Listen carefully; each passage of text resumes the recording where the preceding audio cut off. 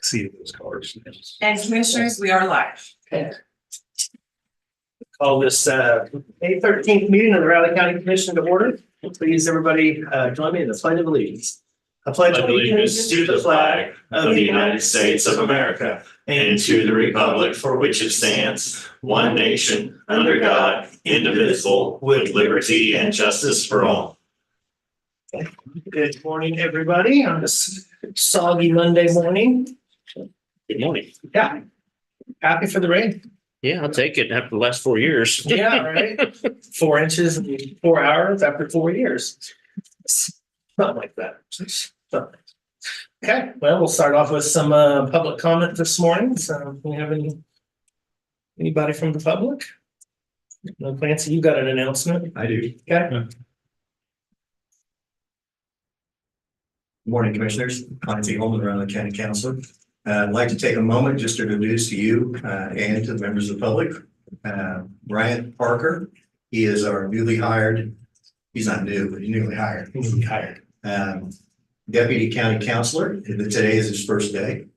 And he will have a busy week. I haven't told him everything yet because I was afraid he wouldn't show up. So I've got several things he's going to be participating in for the first time, such as the department head meeting, some other items that are regularly on the agenda. And just very, very glad that he's starting with us today and looking forward to a good working relationship. Okay. Welcome aboard. Yep. Thank you all. Yes. Okay. Do we have anybody else this morning? Seeing nothing else, we'll go ahead then and move to commissioner comments this morning and start with Commissioner McKinley. All right, well, as I discussed earlier, my weekend, my wife's car quit. It's old enough, 180,000 miles on it, but it's not worth fixing. So we spent the weekend looking for new vehicles. They don't give them away. No. Nice, they did. And that started piling through more budget. Lots of that. Yeah. We're chipping away though. Yeah. Okay, Commissioner Foki. Okay, well, let's see. Friday, I spent some time in the office here going over part of today's meeting and budget proposals. It took a while to go through at least half of them. I also did glance through the planning department's applicants for the comprehensive plan update. So keep looking at that. Afterwards, I spent time at home, did some yard work before it rained, got some plants in that have been sitting there for a while with all the rain and wind. Mowed the grass, which is a real treat, but Saturday I did some more work, went out for an early movie and dinner. And then Sunday went to church and then went to lunch with a friend in Council Grove and kind of celebrated Mother's Day since my daughter is in Virginia. And then later that evening, I continued reviewing today's meeting and the documents. That's it for me. Okay. Well, first off, I guess I'll say happy belated Mother's Day to all the moms out there. I talked to mine yesterday and made sure to remind her that because of me, she is in fact a mom. So I understand because of you. I went over really bit. Yeah, but she said, she had it to do over, and I kind of walked right into that. No, we had a good conversation. So they were going to go out and have dinner at Steakhouse back home. So. And we'll just say congratulations to all the new graduates who graduated over the weekend too.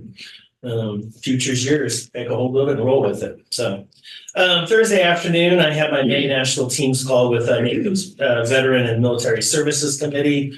After some brief welcomes from our chair, Trista Martinson. She's commissioner in Ramsey County, Minnesota.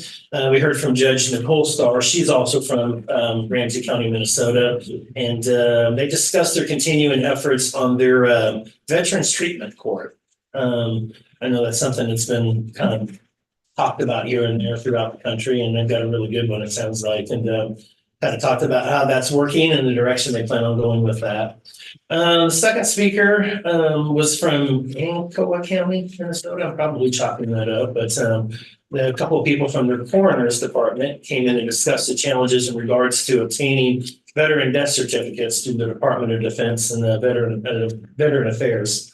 And they're trying to shore up that process and make it faster and more convenient for the families to obtain. And then Rachel Mackey, who's our legislative assistant for the committee, gave us an update on everything on the defense side of things that's happening up on Capitol Hill. And then we discussed the 2024 annual conference that will be taking place in Tampa, Florida this year. That's in July. So Friday, I met with the new CEO of Pawnee Mental Health over at AJ's Pizzeria. We had lunch, had a really good conversation, continued progress of their transition to the CCBHC model and the new and expanded services and staff and everything it takes to accomplish that. How Pawnee can better serve Riley County moving forward and bridge some of the gaps we have here in the community in terms of programs and services. And we'll probably be following up on a few things moving forward as well. And he's working on having all one-on-one conversations with everybody. It's just a way to kind of get acquainted with the community in the area. Friday afternoon, we also had our pre-law board meeting over at the Law Enforcement Center. Spent some time discussing the fiscal year 2025 budget for them and what it continues to look like. We also chatted about several other items to be discussed probably at future meetings. And we also discussed probably have an executive session during this May 20th meeting on that City of Manhattan special alcohol funding for SROs. It was a contract and haven't heard anything back from the city attorney yet on that. So I don't know in terms of changing the one sentence we talked about. But anyway. And then lastly, Saturday, I joined both the Riley and Gary County Historical Museums, along with Amanda Brown and Nicole Beck from Stones of Honor out at St. Joseph's Church. Did some headstone cleaning. That was fun. Really, really fun. It was a little warm. We meant to go and the end of the day, but Oh, yeah. that was today. Yeah. We I cleaned let's see, my great-grandparents, second grandparents, and third great-grandparents are all buried there. So we took before pictures and then after pictures, and it's just amazing. And today's rain will probably help that out quite a bit too. So really fun event. Glad they put that together. There was about 50 people in attendance. It was really well attended. Yeah. And had an educational workshop before and kind of went through all the kind of processes and tools and stuff that you could use for it and different types of headstones going all the way. I mean, out there, they've got some that are probably 140 years old and not going to make them perfect probably, but you can definitely just tell the difference. It was really cool. And we also had lunch while we were out there too. So good, something different to do on a nice Saturday for sure. So, and for me, that's all I've got this evening. So Ready for business, commissioners? First item I have is a resolution adopting a 5-year update of the solid waste management plan.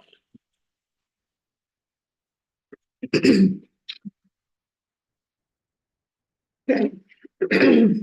I would make a motion to sign the resolution formalizing the April 22nd, 2024 approval of the solid waste management plan, which is a 5-year update.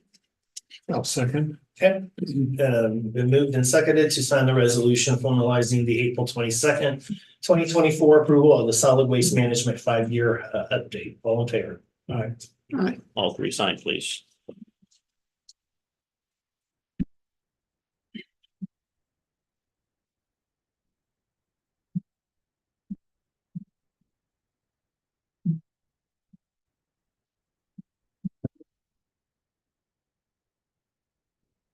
Yeah, see this. It's not opening. Oh, really? Yeah, mine did because she had to go in and shut down it. Try shutting it down again. You're gonna come back up. Oh, If you had it opened earlier. Yeah. Yeah. She had to go in and do some stuff. I had to shut it down to okay. bring the full packet back up. It was a large packet and didn't want to cooperate, I guess. Plus, it's a Monday morning. Yeah. Well, it's the 13th. It's probably True. Monday, the 13th. You Might And be it's the raining. 13th. Hey, the rain's good. know, that is the truth. Oh, I got. well, Kid, I used to hate Mondays now. Yeah, I had a couple I needed to get in yesterday. That's what you call it, don't you? Oh, I got. Saturday morning. We got so busy with Mother's Day and other things. She had two things she wanted to plan, and we forgot about it until the end of the day. It's I've been taking mine in and out of the porch in the house, and it's just crazy. got a rose bush to plant and then a barberry that died. So, I lost a tree. I just cut it down. And get I didn't cut it down. Jan went to visit high school, some high school do like horticulture sale. oh, She neat. went by and my grandkid did one of the things, but they got me. It's one of those 6-packs. It's a salsa 6-pack. It's cilantro, jalapeno, Oh, tomatoes, and green peppers. So each, I got a whole bunch of cilantro coming up. Next, commissioners need a motion to approve the proclamation for National Public Works Week, May 19th to the 25th. my question to approve the National Public Works Week proclamation. I would second that. Been moved and seconded to approve the proclamation for National Public Works Week. All in favor? All three sign, please.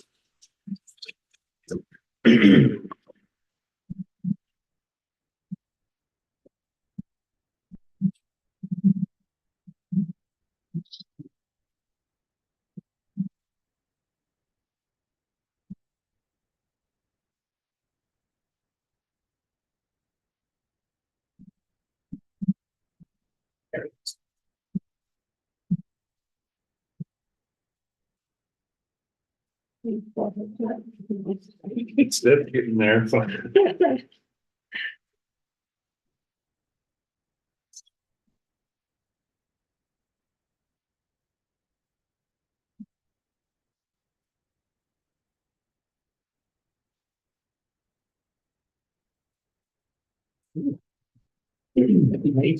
Yeah.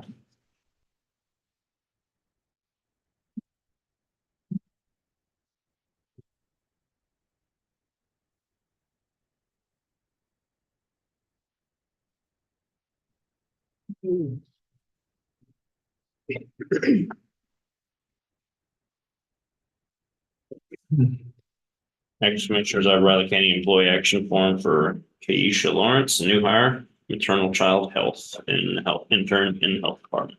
All three signs. Yeah, that fixed the restarting. You got Still thinking about it.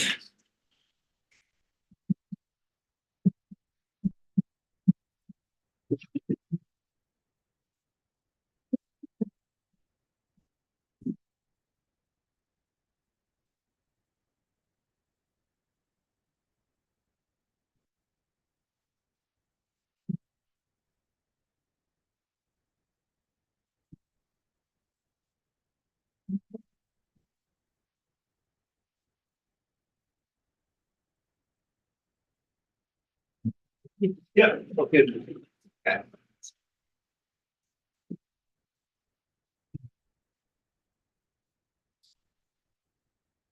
Any changes to the minutes, commissioners?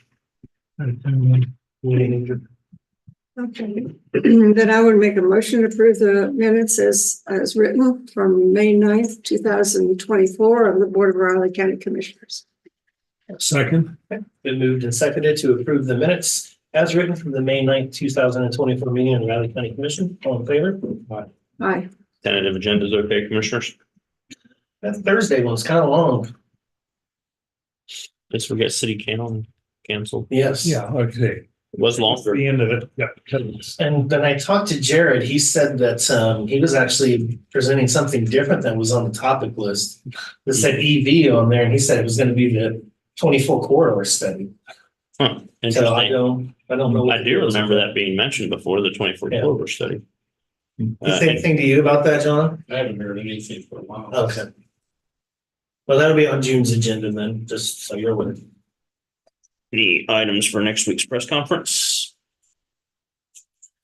Okay, commissioners, I'm up next at 9:00. Year-to-date budget and expenditure reports.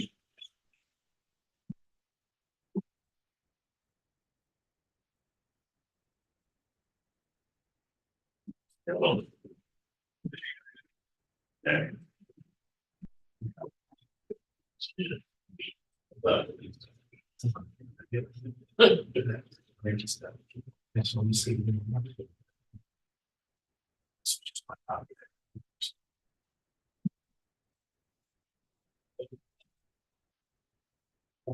I'm not in any rush, I just want to make it. Well, that I don't know. No, well, it's dated there, but I think they hang on stuff there.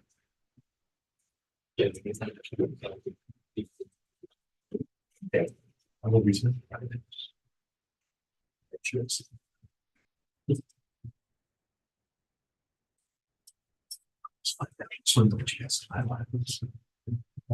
Think about it. It's good to go. I'm not so sure we can expect it.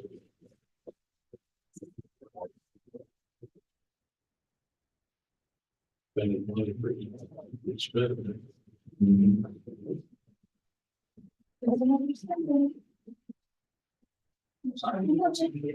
What is it? I'm visiting. I'm over here. We're gonna. I appreciate that. I just don't, I think there's money there.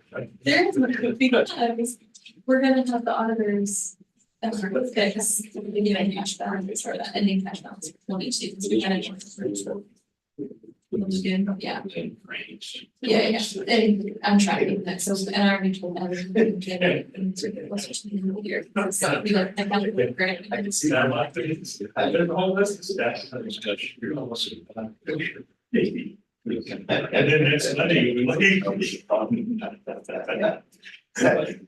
Yeah, that's terrible. yeah. It's, The estimate. yeah. Yeah. Yeah.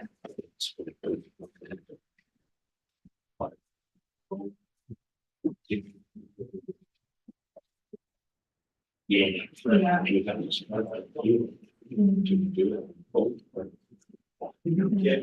getting a lot better, hopefully. All right, I'm gonna hit on that. Actually, I know to get that, it's kind of figured. Yeah. Bonds are a little bit. Since you earlier, if you're that, you just. It's 1:30, 1:40, maybe. Is that for today? Today. Yeah, that was just it. I think. You can still. Yeah, so they go. Yeah, take it all the way through. Well, we'll make it. Yes, sounds good, thank you. Did you say the agendas packets messed up or something? The packet, if you got into it earlier, the whole packet wasn't there. So if the whole packet's not there, then you need to Well, shut that and get back. For in. his project update, registered deeds budget's showing up on there.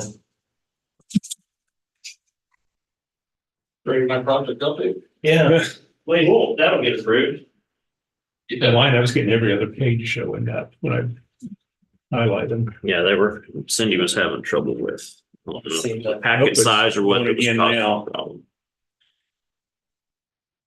Oh, I got your budget in here. Mike Quick, Greg? Yeah, okay, there it goes. Yeah, if you're having trouble, suggest closing out and then I getting back did. in. There it is. and this site can't be reached, right? It's got things, tried to open a page and it said this site can't be reached. I've had no problem this weekend even opening. I did work yesterday on it. Okay. No problem. Regions and everything. And that's what, well, we won't need it. Probably for years. Yeah. Construction. We'll know at the bid time. Oh, I can't even open it. Yeah. Can't Really? So we thought about that, wasn't sure. even open that. Yeah. The county side of it. I didn't have any trouble this morning. I didn't even look.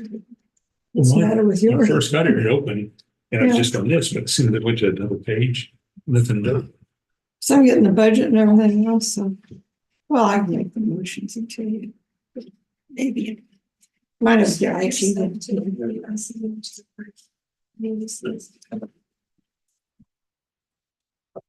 You know, again, if you really want to. You can't get any page. It says Raleigh County page not available. Oh, really? Do you close out? Well, I closed out and tried to, but now it's restarting. Yeah, okay.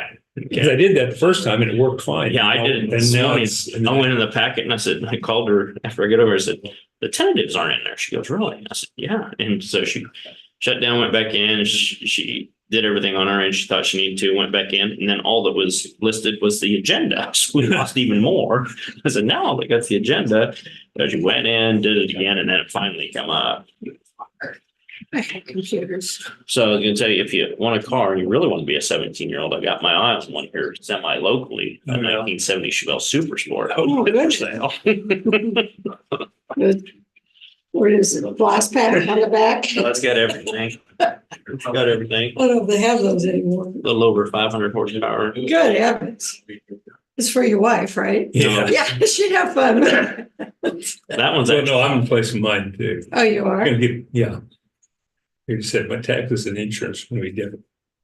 It's we had the two vehicles are 14 and 06, but then 21 and 22. Oh, you're gonna be. taxes Yeah. and insurance, everything. It's gonna be. Sales tax. You know, well, that's the thing. He gave us a price on this one room. Oh, he said, yeah, it's all inclusive, everything. Yeah. He came back and, oh, it didn't include sales tax. Well, Well, 10%. Oh, wait a minute. you better- It's new. Mhm. He's new to the business. He's a new salesman there. I said, okay, he misunderstood, but I. Yeah, you gotta think all that stuff. Yeah, that's a heavy hit. All right. Dan was about ready to buy it, but no, you gotta add this and this, and then, and then they had all their fees. I don't know. I hate spending money on cars. They're the biggest waste. Can't live without them. Yeah, we need to buy, Huh? we need to buy one. I'm just dreading having to do that. Bad thing is the costs aren't getting any cheaper the longer you wait. No, and I hate the idea of going in and looking at a used car. Paying for it, what it would have been worth new. Oh, yeah. That's why both my trucks now are worth more than they were 5 years ago. The way prices have gone up. Oh, that's my old pickups, worth more than what I paid for it 20 years ago. Because those older pickups, once you get down to about 2,000 or 3,000, they Hold stay their that. value. As long as everything's still running. Yeah, Briggs has been contacting me nonstop wanting to get mine because they know how low miles I have on it. Oh. And it's in really good shape for me to trade up and for them to get it to sell. And And for you to give them more money. The other deal, several of them now, well, we get a discount if you finance it. I said, wasn't planning on that. I said, can you pay off the loan? Oh, yeah. So I can finance it, go through all that stuff and then pay it off next month. Yeah. And you get a discount. that's what I had to do with this truck. To get the discount, you had to finance it with the requirement you had to finance for at least 3 months. So then I paid it Right, off that's what they were after that. saying was. And they're saying, we can do it for a 3 month. I said, if I do it for a 5 year, I can still write off, pay it the first month. Oh, okay.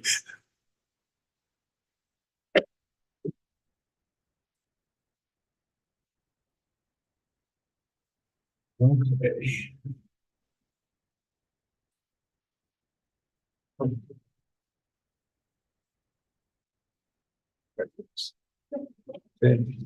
We're getting you in for now. We'll see how long it lasts this time.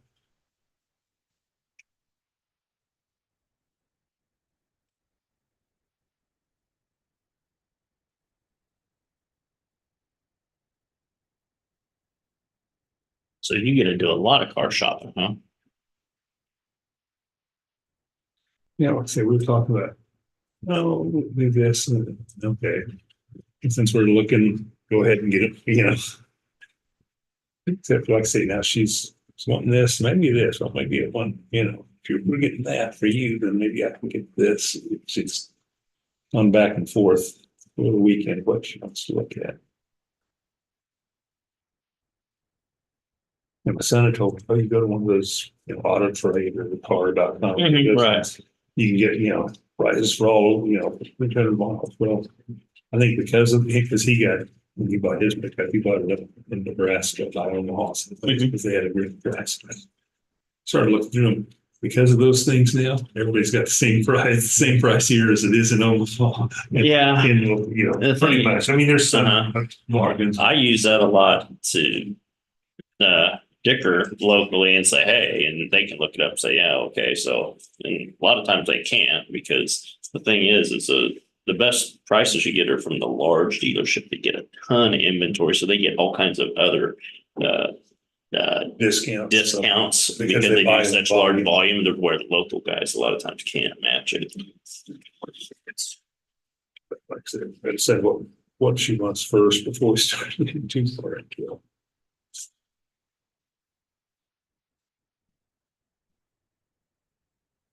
And she's just trying to figure out which size she wants next. She's either going to stick with Traverse size or the one size up. So Jim's looking at Rogue, or maybe one size up. Let that car, maybe I don't need one. Just get us to the end. Honda will last forever. I know one old guy that I know here in town, that's him and his wife's plan, where he says, we're retired. We both bought us a Toyota because it'll last us the rest of our lives, and we're done getting vehicles, you know.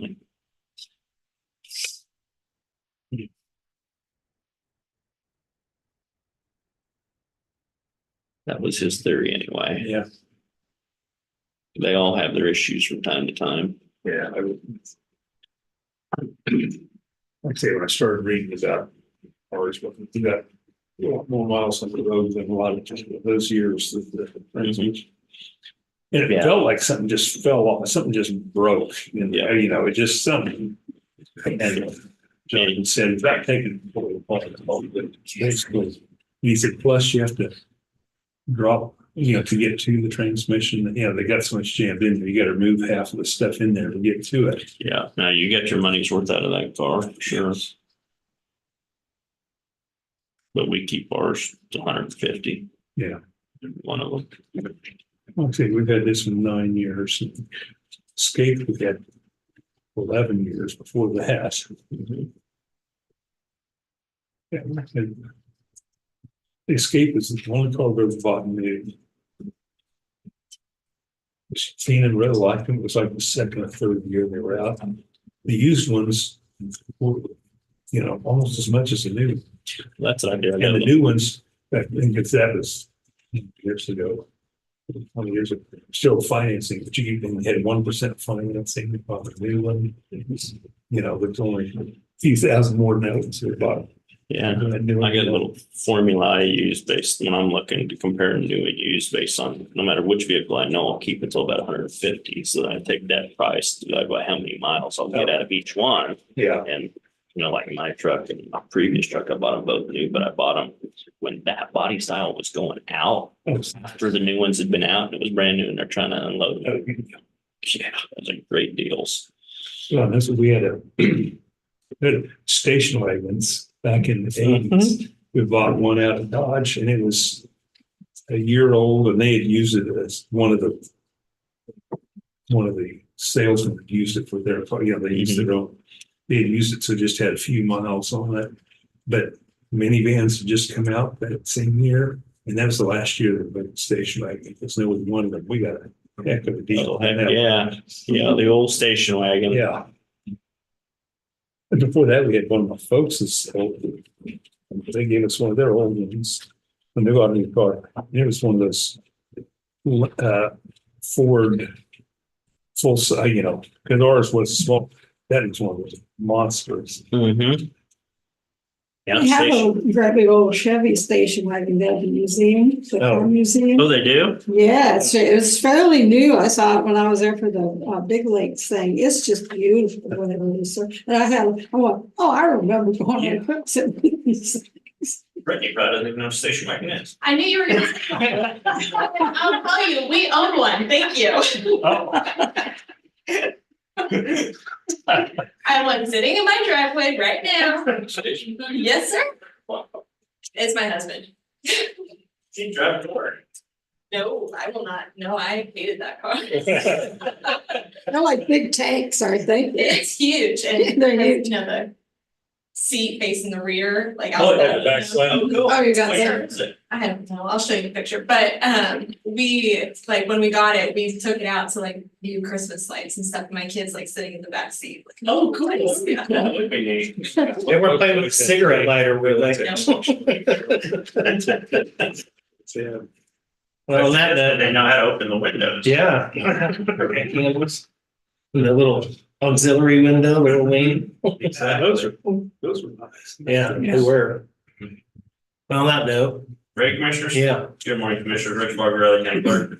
First, we'll start out with this first report, 2024 year-to-date is overtime compared to budget report. You see in the upper right-hand corner, we're at 33.33 point in time of the year. You can see all the respective budgets as far as wages and overtime are doing really well. You can see, of course, health department's a little higher there. And then that was really the only one, a little higher, but I'm sure that's due to grants. Everything else looks pretty good. Overtime's really doing well in all of them. You can see fire districts at 2.26. EMS ambulance always grabs everyone's attention at 13.6 in overtime, but of course, remember, the majority of that is anticipated and budgeted overtime, commissioners. Overall for overtime, we're just at 1.84%. Don't see anything too concerning on that page. Do you have any questions on that page? And actually, these reports got out of order, so this next report above here is just a little more detailed breakdown of regular salaries, seasonal, and overtime for each of the respective budgets. To give you a little bit more detail. You have any questions on those? Next report is the 2024 year-to-date budget activity report based on that same 33.3% point in time of the year. Those highlighted in the blue are those that are above that at this point in time. Emergency management. Of course, that shouldn't be a real surprise given This time of year. pun intended, that they've kind of had the perfect storm with rural fire and then the weather we've had. And I think the weather will continue for the springtime, kind of the pattern we're in right now. I saw a statistic this weekend on the news that nationwide 267 tornadoes so far, and that's been the most since 2011. Yeah. 2011 has been a while, so that's even older than your car. They're great. So budget appropriations and insurance, of course, and general fund transfers are always atypically high at this point in time of the year, should balance out by the end of the year. Always like to look at 2 lines down from that biggest bold blue section of the county general. It's at the atypical amount of 5.79%. Remember, Commissioner, that's because of that large budget stabilization amount that we have in there in case we do have any severe drastic emergency disasters that we have to fund. Any questions on that first page, Commissioners? Next page, you can see EMS grants a little bit over there. That should balance out fine by the end of the year. And then you can see that Brittany did a good job on putting that bold box around everything related to community corrections, juvenile intake for the commissioners to see. And of course, she will keep an eye on all of those that are highlighted in the blue towards the end of the year to be sure to see if we have to do any budget amendments. RCPD operations and economic development, of course, are high because they have budget appropriation amounts in them. Should balance out by the end of the year, although RCPD operations is one we continually have to watch due to inmate medical costs. That just is such a costly business that we have to participate in. As you know, statutorily, we have to fund all of their inmate medical and also facilities, which can be very expensive as well. And things come up, we just have to pay for it, whether we have it budgeted or not. And hopefully we don't come across that, but we have before in the past. Any questions on that page, Commissioners? Next page is all enterprise funds. Those are funds that derive their revenues from individuals that own property or live in those benefit districts. So no general ad valorem taxes is included in this. You can see all of those are doing very well at this point in time. Any questions on that page? This is a comparison 23 to 2024, April to April, and also year to date through April for all of these departments. Just a snapshot to see comparatively how departments are doing to the prior year. Any questions on any of those pages, commissioners? Next is a little bit more detailed breakdown of county general. What I was saying, why it's atypically low is because that miscellaneous line item, budget stabilization of $4 million, which none has been expended, thank goodness. And don't want to spend any up there because that means we've had some type of major emergency. Personnel, there are no staff that get paid hourly or salary, that is just for separation of service pay. Any questions on that, commissioners? Next, 2024 RSP expenses paid by Riley County. Once again, I was talking about the position. Anything related to inmate medical and building maintenance, Riley County has the sole responsibility to fund all of that at 100%. I like this next report a little bit better. Shows you comparatively 24 through 20, where we sit as far as bills for physician and building maintenance, also appropriations as well. Of course, appropriations is the largest, but we know we have that budgeted. Physician and medical, we have amounts budgeted for that, but it's always a guess at that point in time. And you can see we're pretty high already at 94,000. Yeah, to see how physicians numbers, that physicians numbers already. Yep. I noticed It is. it's pretty high already. It is, and so we always keep a close eye on that. So, as I said, if it comes up, we have to fund it. So, any questions on that, commissioners? Next report, off-site inmate medical expenses paid by Advanced Correctional Healthcare. You can see the expenditures here, fairly low at this point in time. We are, Brittany, Mark French, Clancy, and I are working on the contract revisions with ACH, talking about possibly getting some additional nursing staffing part-time there.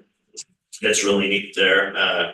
Mr. French is doing a good job, and he's very cognizant of the impacts of the taxpayers when he's looking at things. And so he's been very, very good to work with. And he's also reminded me that he'd like you guys to, not together, but at some point come down and take a tour. He's asked me that a couple of times. Yeah, he has mentioned that in a couple of meetings we've had as well. He invited all of us, really like the commissioners, come down and take a look at it.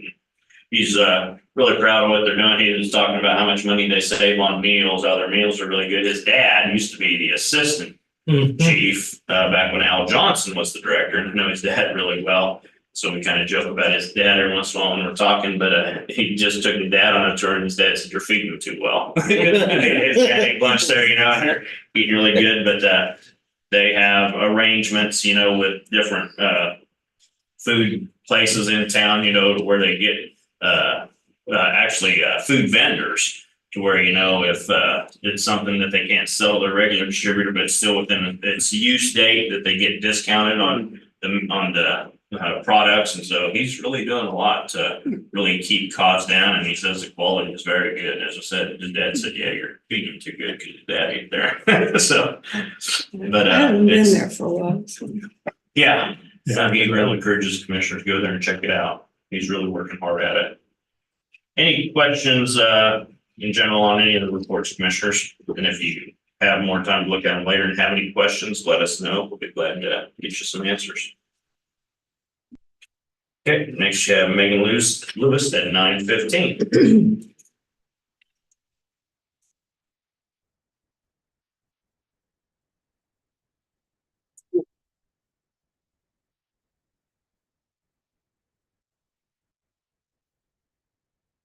Here you go, Rich, proof.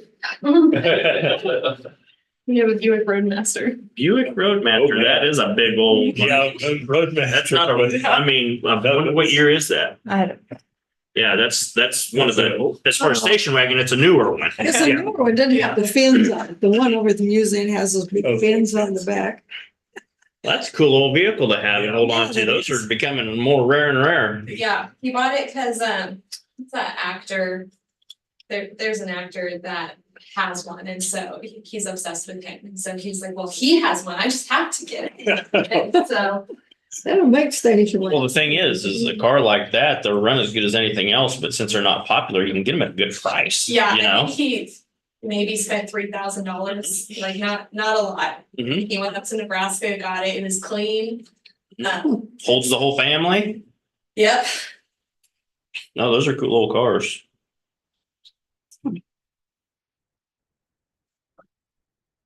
Take a while to turn them around though. Oh, yeah. Like you want to hit Dylan's, Oh, you'd never get out. I was just impressed that Brittany knew what a station wagon was. Oh, really? It's amazing. We had the one that had the seats on both sides of the back. Oh, never seen one of those. Ford. Had the wood panels on the side. Country Squire. Yeah. That's We had, Then we back in, you lifted up the seats and.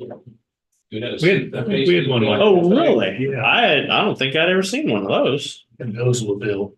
And the wood panel. Yeah, the Ford did too. We had a 1965 Ford. It was just one growing up that we used as a spare, hunting vehicle, and it was blue with the wood panels. Yeah, well, painted wood panels.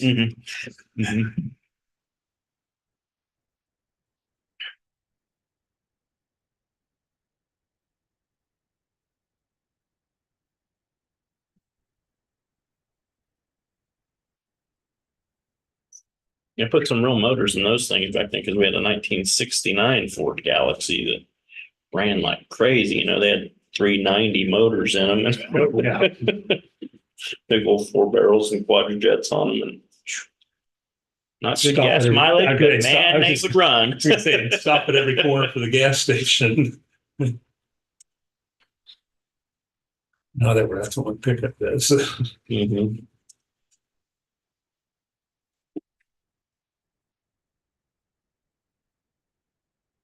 Yeah, my 2013 3/4 ton. That thing runs good. It's got the big GM motor at the 6.0. But man, that thing drinks gas. That's what mine's the 3/4 ton. And it's a 96 3/4. Yeah. My son took it down to pick up some stuff.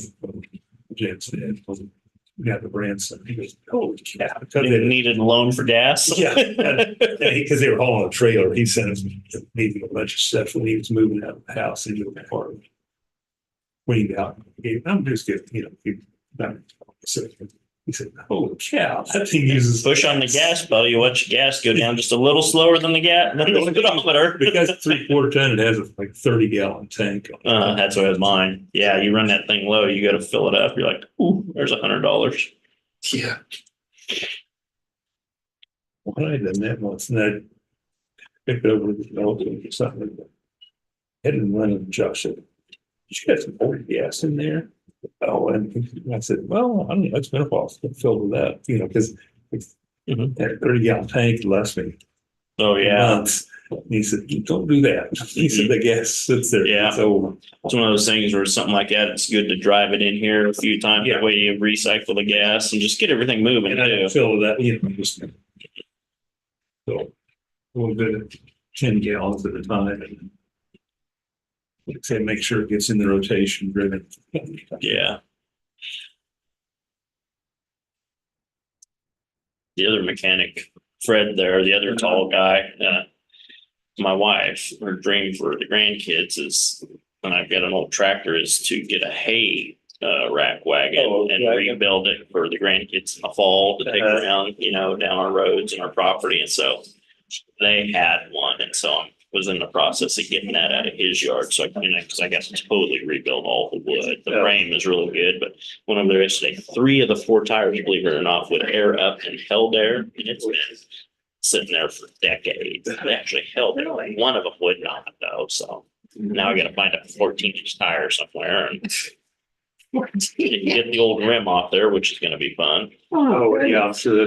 But I did get it pulled out of the area that it was. And so, yeah, almost got lucky enough for that 4th tire to air, but it wouldn't.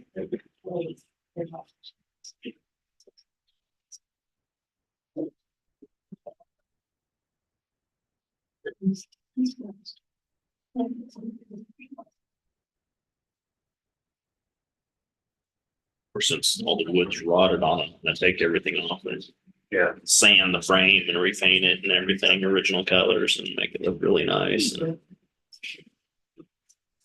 be kind of a neat little project. Yes. You busy with everything else you got. Yeah, I don't have no time anyway, but she gave me a year to get it done, so I'd be able to do that. Okay.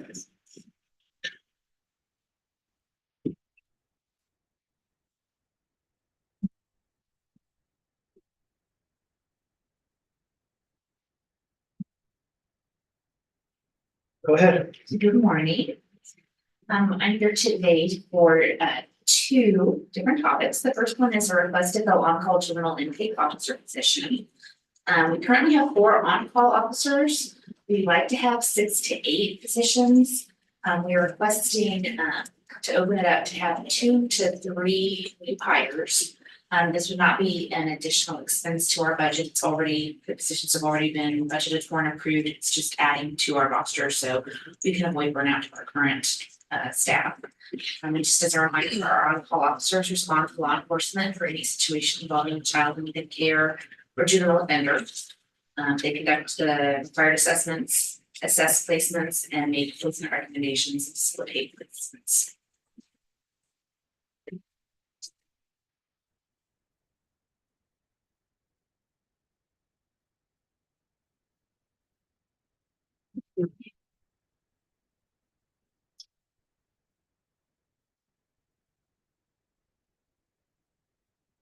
Now, these officers will go not only to Riley County, but Clay County. Yes, ma'am. What is, well, this isn't really that, what is the process of going to Clay County to request some funding for this program? Because they're probably going through budgets at this point too. Yes, they are, and we're scheduled. Megan's lost her voice, but she's gonna Oh, a little bit if you'd like. To my best. Oh, good. Meeting on the 20th to address the budget. We plan to include that in there as well. I apologize, that's why I had to speak today. That is something that we're gonna discuss, and I think we're meeting later today. Okay, that's enough. That's painful. Yeah.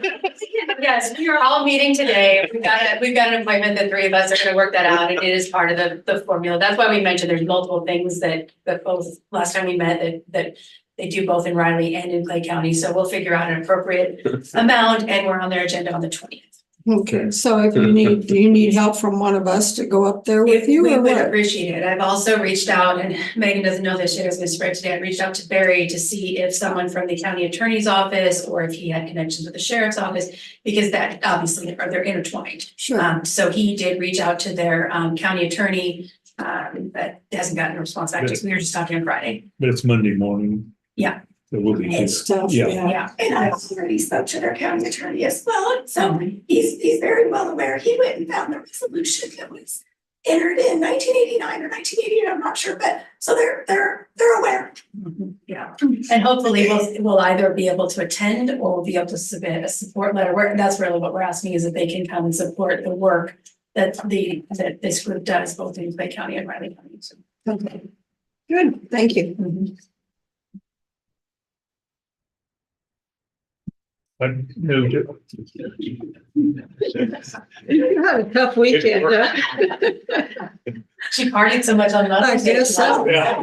I just never tell that. Well, I moved to approve community corrections to advertise and hire additional juvenile, what are they called? Juvenile intake officers to the roster.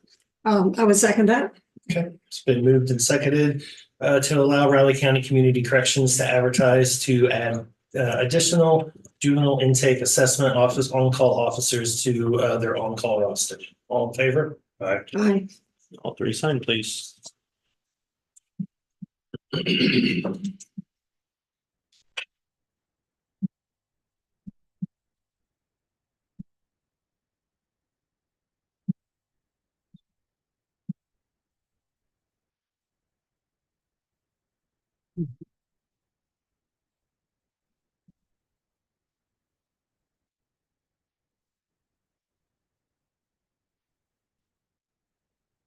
You can go ahead, Jesse. The second item for you is, regarding, our county alcohol tax fund. As a reminder, county alcohol tax funds are dollars collected from establishments in the county. The Riley County Board of County Commissioners empowered our Joint Corrections Advisory Board to accept proposals for use of those county alcohol tax funds. We've already approved one application, but back on April 18th, two that had been submitted were returned because they felt like there was some missing information. So those applications were returned. And our April 18th JCAB meeting, the JCAB voted to approve full funding of the USD 378 and USD 384 Blue Valley applications. So we are just bringing them to you for your approval. As a reminder, we started out the year with 21,421.24. After year-to-date revenue totaling 5850, and after one application's already been approved for 5616, if both of these applications were approved, the fund would be sitting at 24,771.90, and any funds not utilized will be carried over for 2025 funding considerations.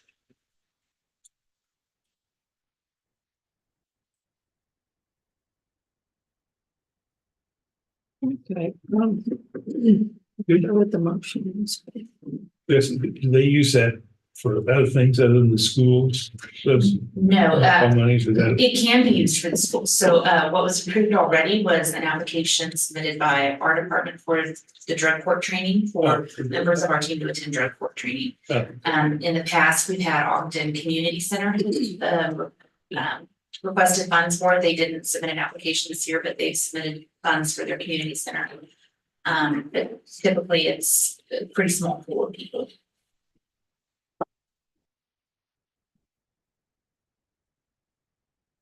I'd make a motion to approve the funding for the alcohol funds for Raleigh County at $1,500 and Blue Valley at $1,000. Second. It's been moved and seconded to approve the following recommendations for county special alcohol funds to USD 378 and USD 384. All in favor? Aye. Thank you all. Thank you, Jesse. Thank you, Megan. Next, Commissioner, you have press conference at 9:30.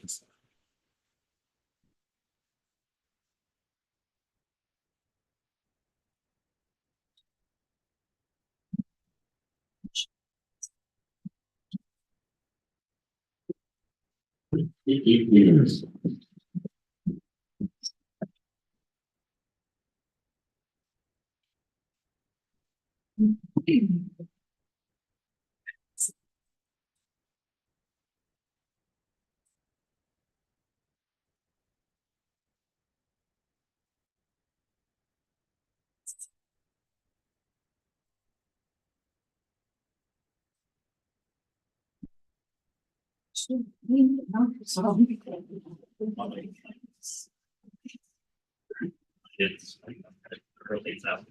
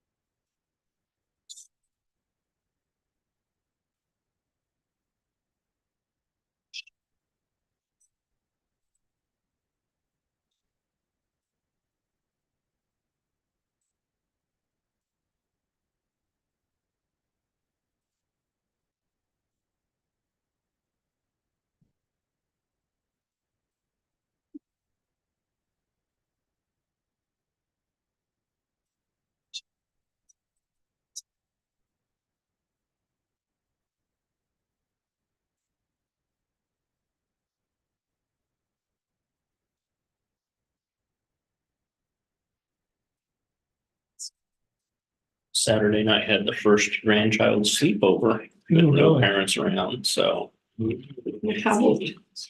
she'll be 7 months in like 2 days. Yeah. So it was easy, Was it easy? Yeah, they sleep a lot. easy. Went well. They're cute. Mhm. Getting, they are, but I like it when they're more mobile and interactive, So I'm ready for that, 10 months and above. Yeah, a year old. I'll send Henry to yours. Henry had a blast at my house.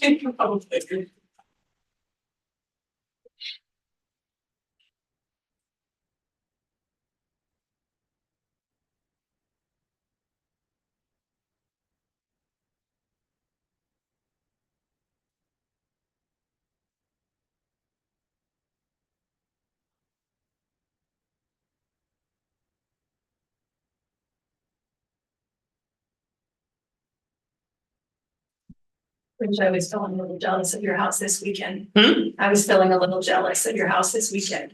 Why? Well, I have this kind of big pollinator garden and, it's got like a rock wall, so all the leaves get stuck in there and they're about this thick. And so I was raking and hauling and burning. And do you know how bad I wanted to just start the thing on fire? But we live in town. So, the temptation was great. I thought, how long would it take them? Who's going to report? It's got a rock wall around it. But you burned them anyway? Well, yeah, I burned them because I burned them in my fire pit. I hauled them and put them in the fire pit, which is legal, smoky, but legal. Mm-hmm. So, yeah, but it was just a ton of work and it would have been a lot easier to just light it on fire. And I thought, man, if I lived where Rich lives, I could light this thing on fire. I know you got a big rock driveway too in circle, so we just blow them all in the middle of the rock. Yeah. Yeah. It Because was, we get a lot of these. yeah, it looked like a lot, but then as you started digging it out, it took me hours. I bet I worked on that for 5 hours of the weekend. And Elijah has like this little mini wheelbarrow, so he can take like 6 leaves and. And half of them blow out on the way. Yeah, he did it, and then I'd look around and he'd be sitting on a stump somewhere, so.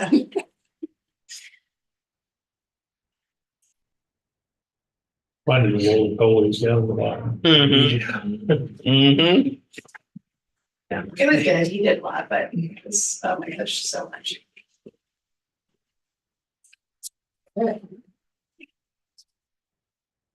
We have another proclamation this morning. We have a lot of those lately. Imagine that. I like these paper. Let's print it on. I don't even know why their budget's so high. I know. We have to talk about that.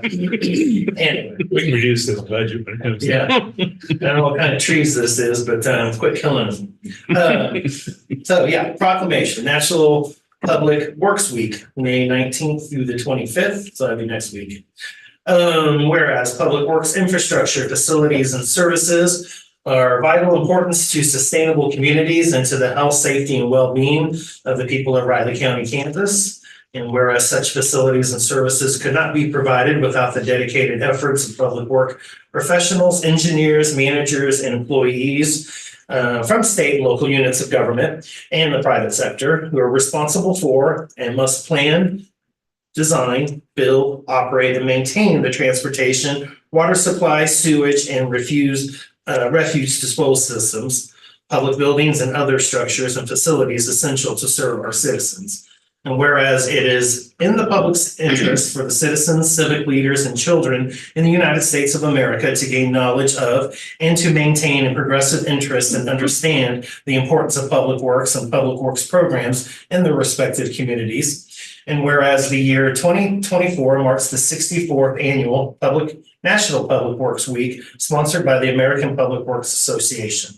Now, therefore, let it be known that the Board of Riley County Commissioners hereby urge Riley County citizens to join with representatives of Riley County Public Works, the American Public Works Association, and government agencies in activities and ceremonies designed to pay tribute to our public works professionals, engineers, I don't know about that engineers part, I might not leave that one out. Managers and employees to recognize the substantial contributions they have made to our national health, safety, welfare, and economy. And with that, give this back to you. I don't know, I might keep it. It's nice meeting. Put it on your wall. Yeah. It's no draw. Yeah. All right. Okay. Got a few words? No, I want to just thank to all all our people that have worked on the roads. They do a fabulous job, I think, keeping our roads in the condition they're in and it's safe for the traveling public. But thank you. Okay. Make a picture of your kids. A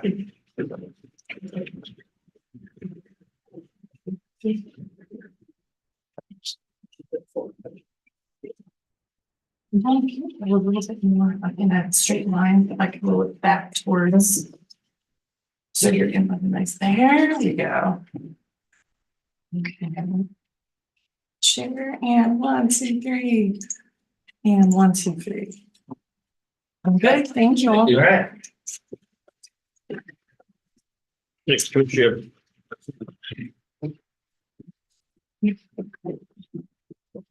On agenda, Amy Mangus at 9:45. Got a little break.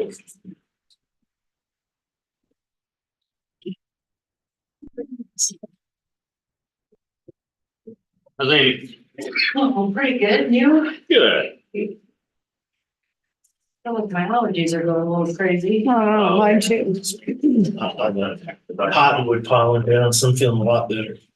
You'd think the rain would help.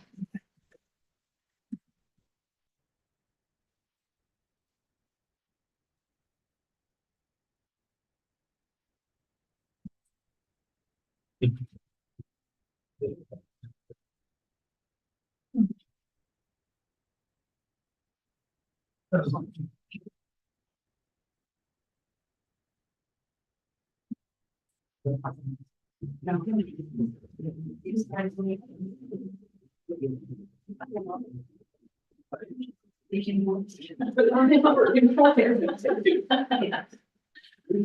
Oh, I keep getting us people out of our. Probably I'll just email them, foreign up there. Yes. Hopefully, good stuff, right? It'll probably be nice. We're at 7. Yeah.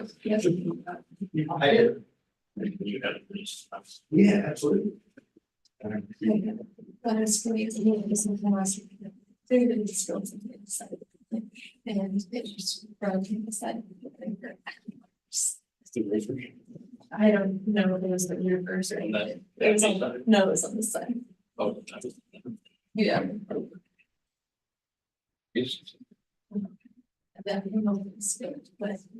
So we're going to describe it. The portion we did. You can still see, there's still some stuff. But Oh, that's. Also, they usually recover. Yeah. I think. It is architects and I found it. Sure. Mhm. Wait to see what their outsteps looks like when you do a record. So. I'm not too excited about the way that looks right now. Mhm. I know it's new and fresh. Walking around like also, to do that. Ladder, whatever, it's really interesting. It's like, no, I've never seen it, so. I'm not sure I've seen something like that, probably this size. Yeah. It's more than what I expected it to be. Now that we put it in, yeah.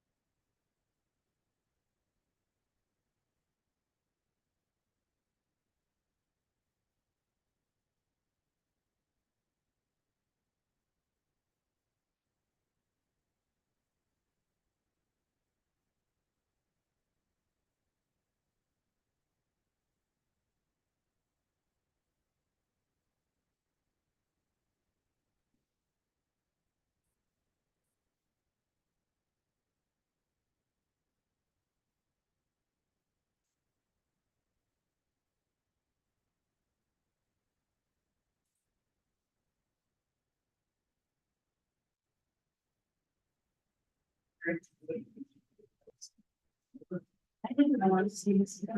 Yeah.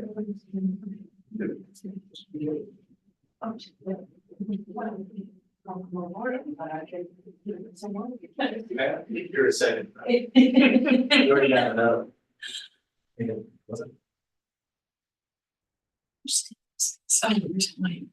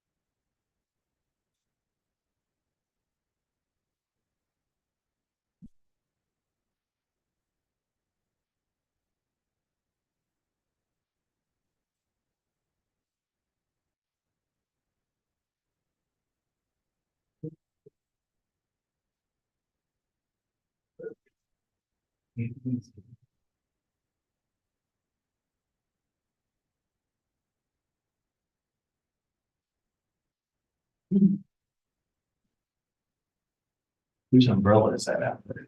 That's the red one? Your phone is playing music, This one? something, no, your No, cell phone. mine's here. Was something. You're gonna always find that. And somebody steals it. Yeah. No, mine's attached to my hip, so I had it with me. Must have been yours playing music. It is yours. It is. Why? I didn't have that one. This phone has a mind of its own, I tell you what. Lately, it's been really some weird Don't things. talk about it that way. I- If you it- like it. I know, it's like it's been doing weird things every once in a while. It's just like it's scary, actually.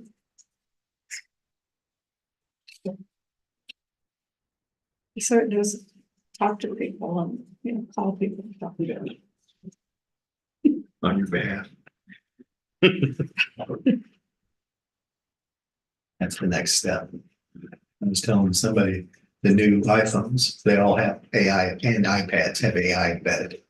The ones for September release or whatever.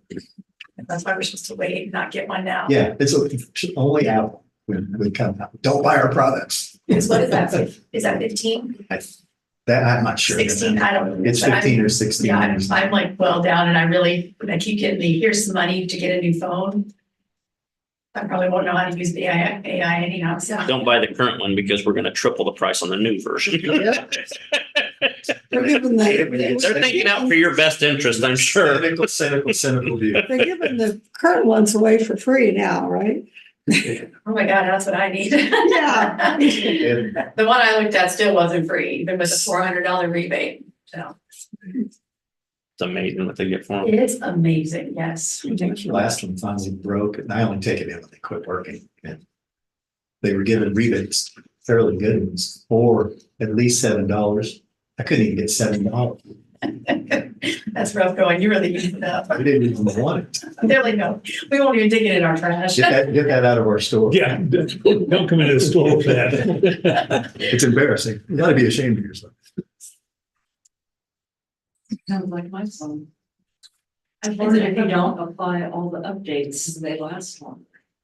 I swear they put those updates out there, so they just go after 3 years. Another cynical consumer. I mean, there is a theory out there about that. Just paid mine off last month and now I'm having a ton of issues. I was like, funny how that works. You get paid for.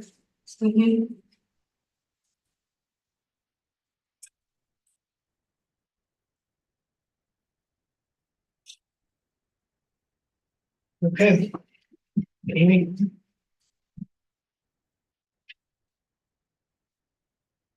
Good morning. Amy Mangus, Register of Deeds. I am here today with my 2025 budget request.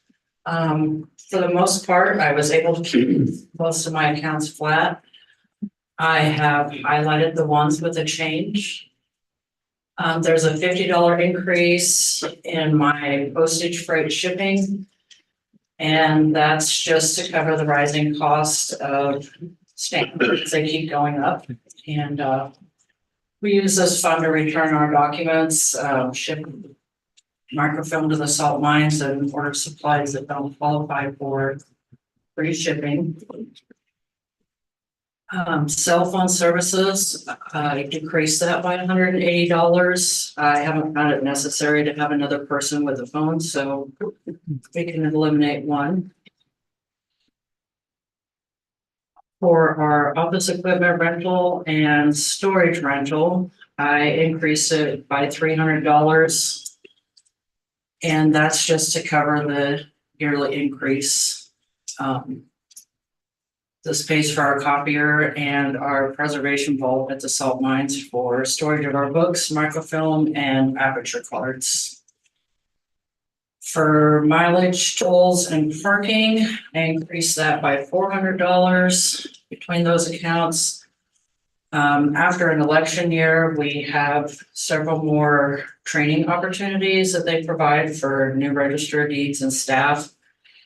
So I'm hoping to send most or all of my staff, if I can figure out how to cover it, next year. Under contract services, this is where the payment for our Heritage Trust comes from. I'm expecting that we're going to keep increasing in business, and so I raised that by $5,000. It shows as an expense, but it's actually money collected through our reporting fees, so it's not funded by the county. Our furniture, I've increased by $200, as that keeps going up as well, and we're still replacing desk by desk as we have extra money. Overall, my budget request is $5,770. If you remove the $5,000 from reporting fees, it's just an increase of $770, leaving an actual request of $26,649 after salaries. Any questions on that one? Then for the Register of Deeds Tech Fund, we use those monies to acquire equipment and technology services relating to the preservation of land records. We currently pay for our maintenance fees on our software and hardware. We've replaced our computers, scanners, and laptops. It pays for our eVault data storage, which is where we back up our records to a server farm in Utah, microfilm, and record conversions. This account, we don't have to spend every year or lose it, so it allows us to save money and plan for bigger projects or items. Any questions on that one? All right. Thank you very much. Amy, Thank you. Have a good day. next Commissioner, you have Brian Harrington.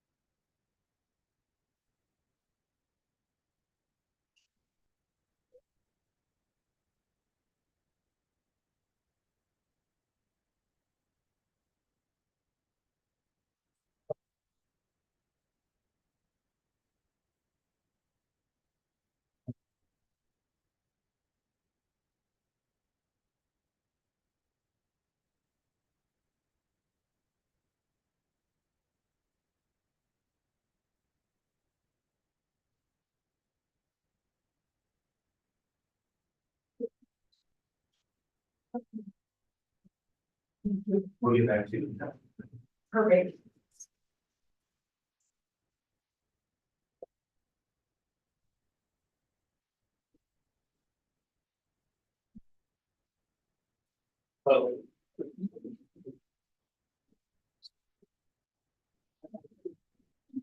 True, it is true.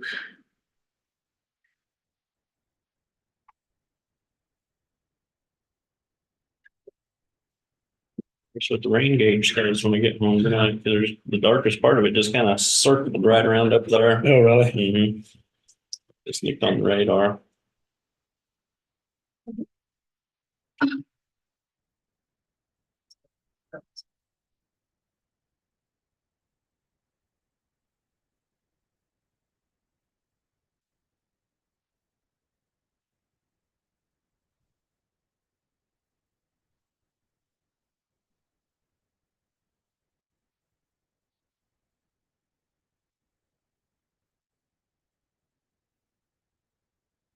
That's what yesterday, in the morning, we said, oh, the person wanted, oh, 3 o'clock, we start when, 4 o'clock, it's well, 6 o'clock.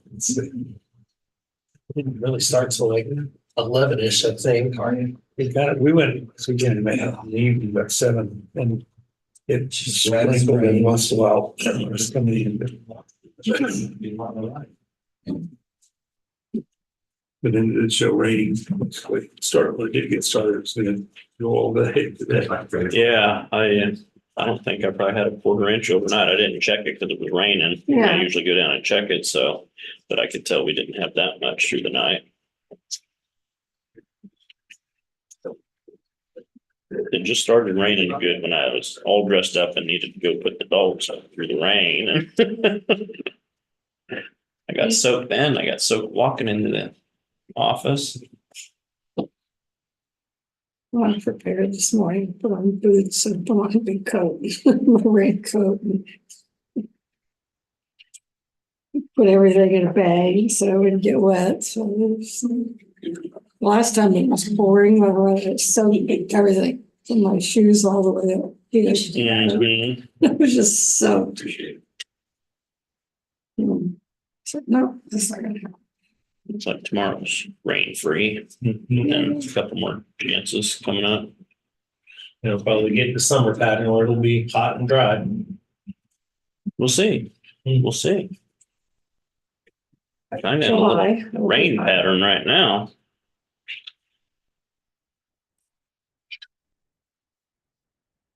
Yeah, 90 Saturday, they're saying now. I would see. I would not be happy. Well, you know it's coming.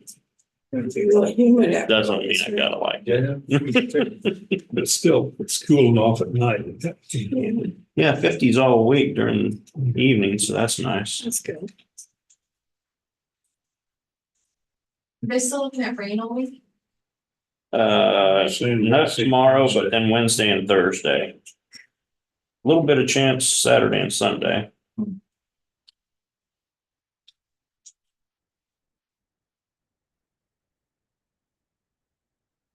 which case they got a chance to go to the NCAA baseball. I don't know. They got to do some damage in the Big 12 tournament. Tournament, they do play pretty good here to end out. How'd they do this weekend? They lost 2-3. And West Virginia's pretty good. Yeah, West Virginia's I'd heard. defending champions. When they're playing on the road.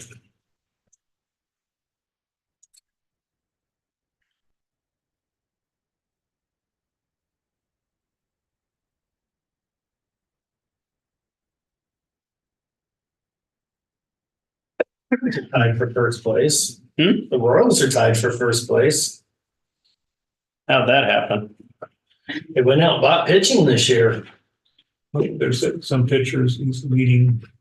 Yeah, he's leading the American League in ERA right now. Knew they tied with the Cardinals? They were I think the Cardinals are in last place, aren't they? probably, they lost 7 in a row. They finally won one against, Brewery.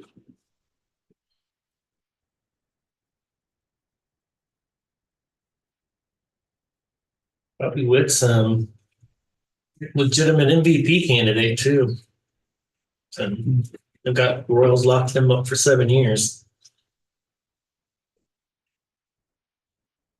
I saw the county clerk in Shawnee County is retiring Is she? after Yeah. 7 terms. Yeah, So, I know her well. what are you on, 7 or 6 terms? This will be my, the next one will be my 8th. Okay. So, yeah, so she started. I'm in my 7th, yeah, in my 7th right now. Yep, we came in the same time. There's a few of us that did.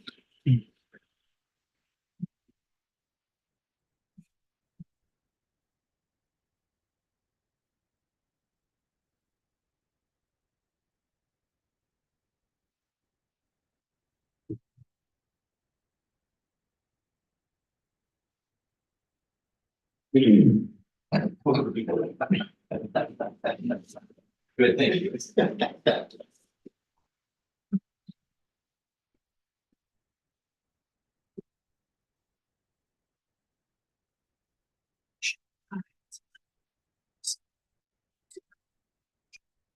Yeah.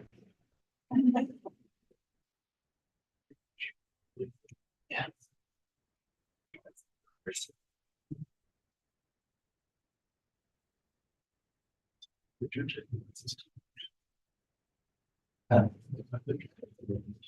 Yeah. So, John, do you have a vacancy now on the law board too? Mhm. I Yep. didn't hear if that was. City will have to appoint somebody, Mhm. but they don't meet this week, so it won't be for this meeting. I didn't know that. I didn't hear it on your. Yeah. I could see a special meeting on their horizon.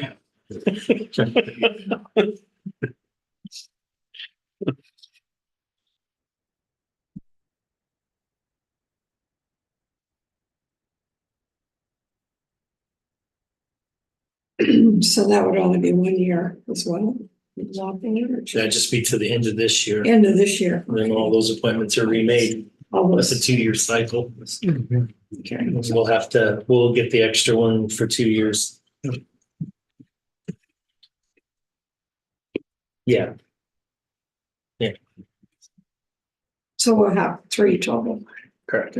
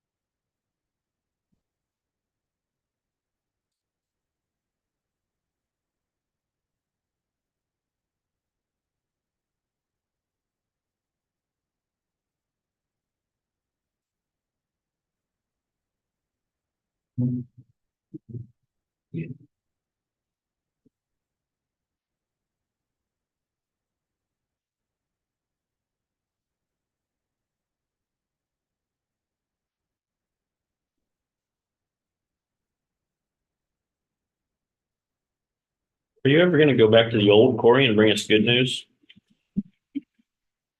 It's a lot of good news. Good news doesn't come. I will Thursday. Okay, good. I will Thursday. Good, good. Have my budget. That's the important. I'll add up the numbers and see if it offsets. We force traders know how to make things happen. Grandpa taught me well.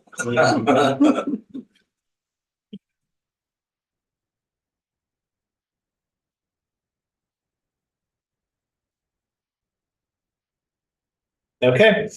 All right, good morning, Commission. Corey Meyer, ITGIS Director, here for our Microsoft 365 licensing approval. This is something we have to do every year. We renew every year. If we don't, well, we're gonna run into where we can't function.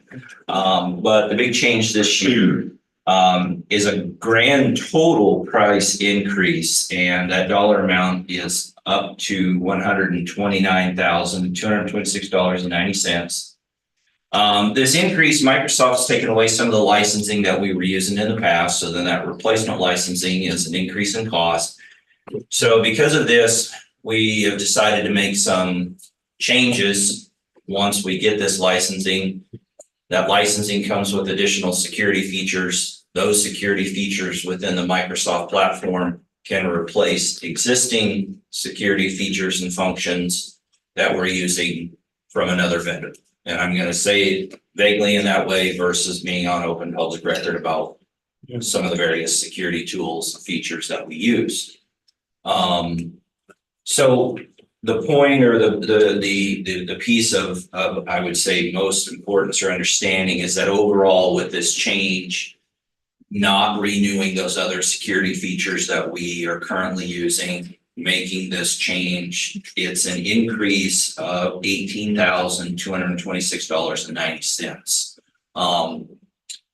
We will then further look into 2025, where there's some additional features that we also might begin to use, which will replace some additional items but we just don't have the time and the manpower to make this swing of changes all at one time. We also don't want to do that to our end users as well because of some of the impact that will happen. So we need to stair step our way into this. Obviously we're Microsoft. We've got it there on all of our devices and machines. This renewal will be with Converge One, which is the same vendor that we used last year. Because of the pricing, I did go out and check with a couple other vendors to make sure they were still being comparable, and they are. We have good rapport with them. We've been using them for actually the last 2 years. And so we have other service agreements with them, direct contact with them when we need support and assistance. And so that's why this is just a renewal with the same vendor. But it is a change in licensing because of some of Microsoft's changes. So the request or recommendation from IT and staff would be that you approve us to move forward with the $129,226.90 for our Microsoft licensing. Answer any questions that I can in open session.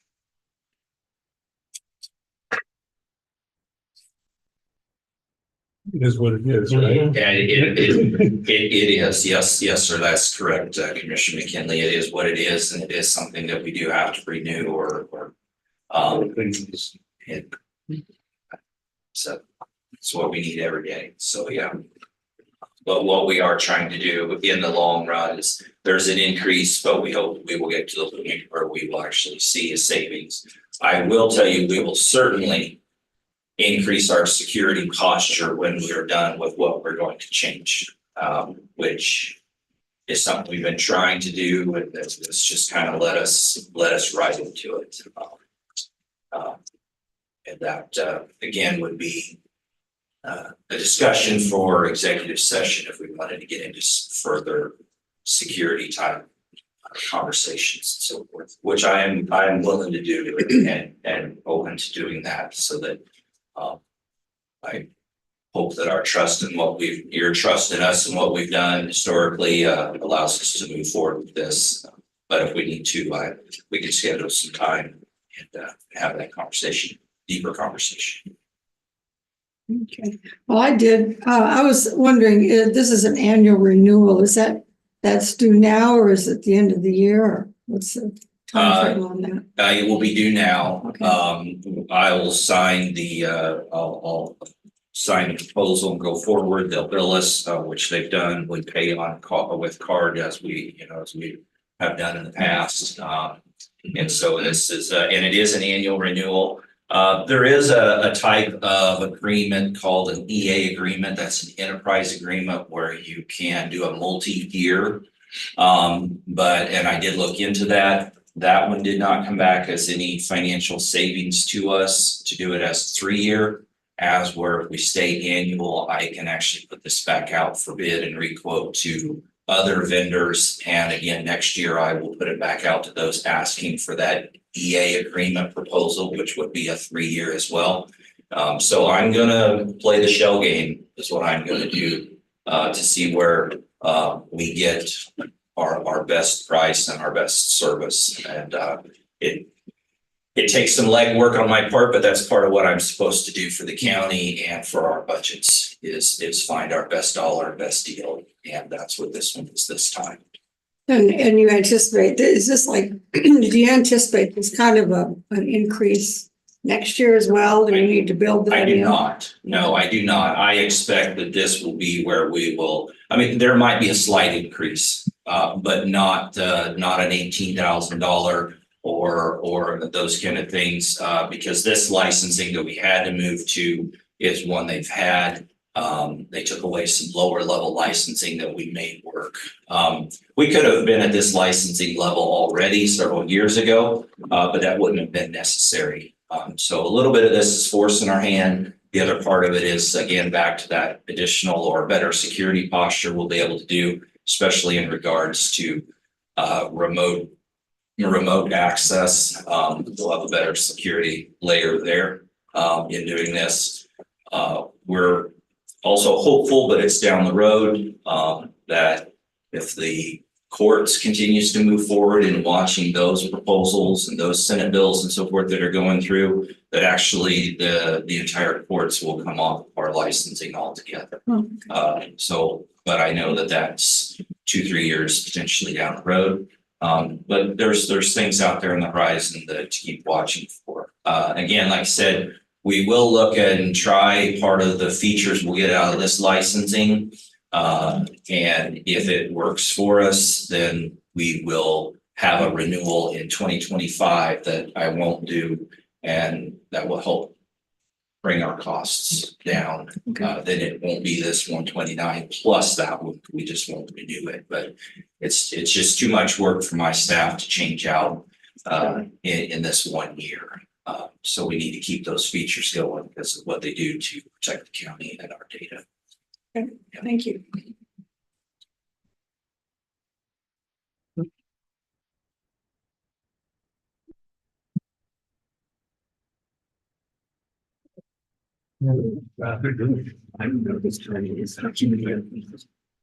Yours. Oh, okay.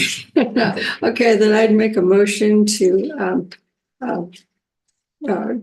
have the, right here, the IT GIS director go ahead with the purchase of the Microsoft 365 licensing renewal through Coverage One.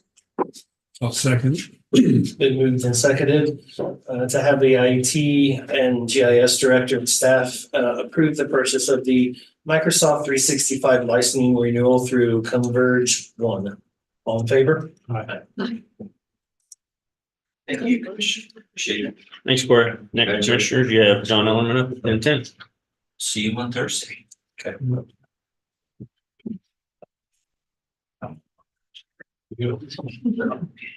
I'm not spending money. I'm not spending it. You're not? This one's pretty good. Seriously, these are shopping prices. No purchases. It's window shopping. Yeah, Is that a term your wife uses? Is that where you picked that up or what? that's what I like for her to use.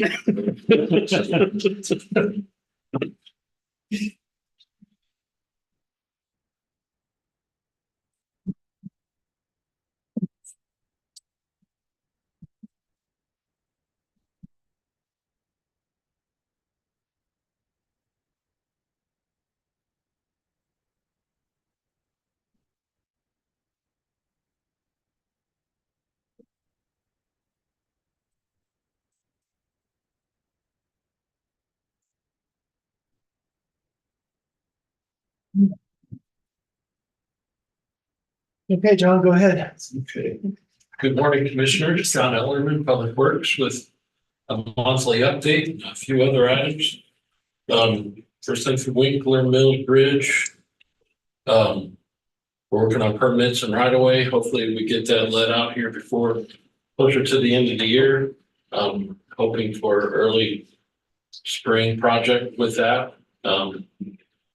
Parallel road, parallel road should start July 15th. Keeper construction won that bid. Final dirt work is being done. This, of course, the rains last week and this today have kind of slowed them down some. But I'm hoping, well, the way the forecast looks, they're probably not getting finished up this week. Hopefully soon they get the dirt work back in and we'll get the road put back on and open up for traffic. Okay. Some of the things parks have been doing, we have commitments from 3 full-time staff hired. 2 have started and 1 waiting for June 3rd before he comes to us. We have 2 seasonal hired and he's been working on a couple of them, a couple more that he made. Been mowing at the parks. Last week or so doing some limb cleanups at the parks as we can. As you can get in there without tearing up the grass, being too wet. We're not watering trees. That was from last time. I apologize. Good. The parks manager and park supervisor have been working on some ideas and getting some prices for me to report back to you.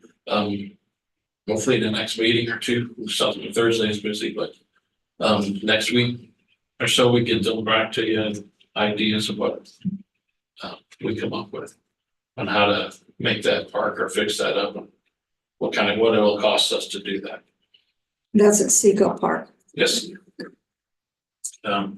We've had 1 park employee doing some CDL training.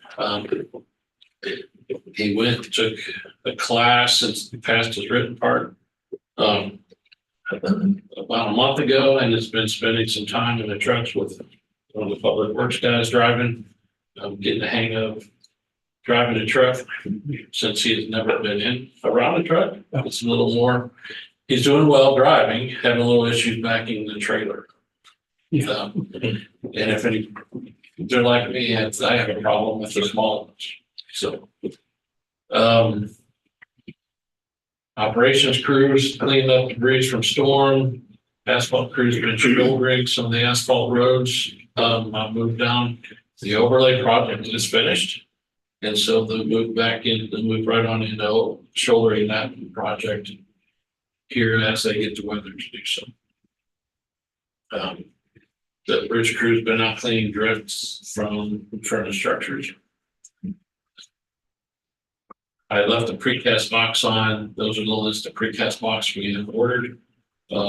Kansas Avenue and Riley, I think it's the west side of town, will be put on first this spring, just to make sure that as we replace the structure, we have asphalt available to put it back on the road. Whereas the others are on gravel roads, we can do those in the winter time without worrying about asphalt being available. You approved seal bid oil bids. Vance Brothers had the low bid at $2.67 a gallon. That's an over. Schilling has finished the overlay project on Blue Hills and Stockdale Park roads. And of course, as we have moisture, the gravel crews out grading roads when they can.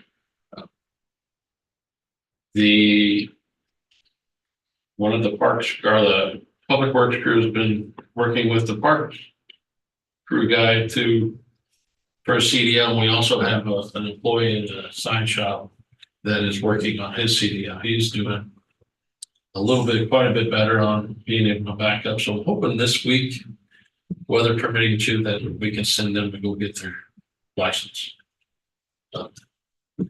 That is the walk around, I think, is the hardest part of all of it, is what I'm told and what I've seen in the past. Driving's never usually an issue. It's always the stuff to check out as you do your pre-ride trip. So we'll see how they do. Then we'll get a few more chances to get that as they work their lawn if they need it. That week of the tornado in Westmoreland, we sent four guys, 4 trucks for 2 days to Westmoreland to help clean up. always willing, and I'm always willing, as long as you are, to go and help our neighbors. And whenever that help is needed, so. Happy to do that for them. What did they get is their building, the public works building was damaged, wasn't it? Or- I hadn't heard, I haven't really paid a whole lot of attention to the news on it. I know the noxious weed building was basically eliminated, I heard, and the mowers and stuff, all that equipment. Okay, that would, one of their equipment buildings. I was- said they were gonna Yeah. be understanding on mowing, because I think all their mowing equipment got annihilated. This can be really Replace those take so long. Expensive. expensive. Public Works has 1, 2, 3, 4 open positions. Or we had at the writing of this, it's purchasing agent, we're working on doing some moving around in there, and we still have seasonal. He's looking at maybe wanting to close that up as he hires 1 or 2 more. We had 2 solid waste operator positions come open. It's like one right after announced retirement, and a few weeks later, the other one announced his retirement or leaving on the same day. Well, and Friday was their last days.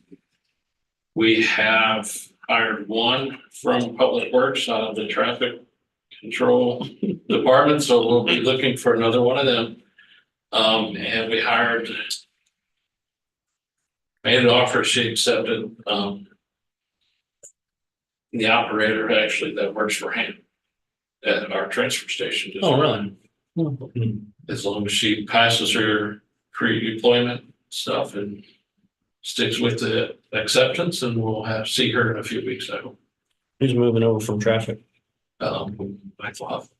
Who? Michael Huffman.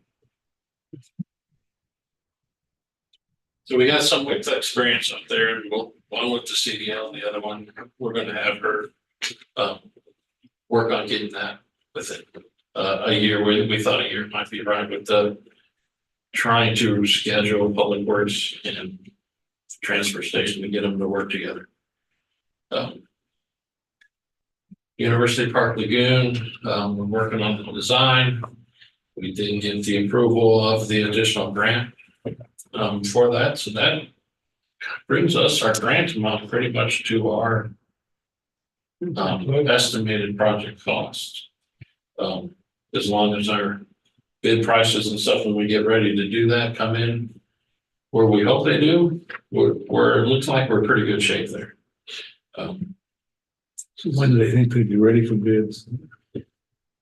I'm hoping here towards the end of the year This year? that we can get them, the contractor started at the beginning and be done close to October. I have a feeling we're gonna have to be talking to EPA and ask for an extension. I hope not, but I'm planning that, and we've been mentioning that in our reports to the EPA as we have our reports due, quarterly reports due, so it won't be a surprise to them when we come and ask. Thanks for doing that. We wanted to make sure we were covered and we're not giving anybody a surprise that this is. And most of that difficulty or delays have been finding the right spot and a spot someone will to donate or sell to us. And I'm not sure we got the best spot, but we got a spot that we can work with. And that's what we're working on now. So.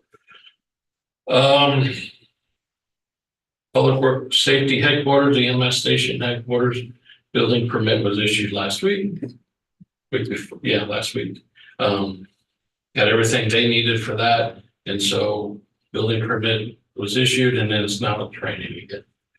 So remodel for EMS is starting to design.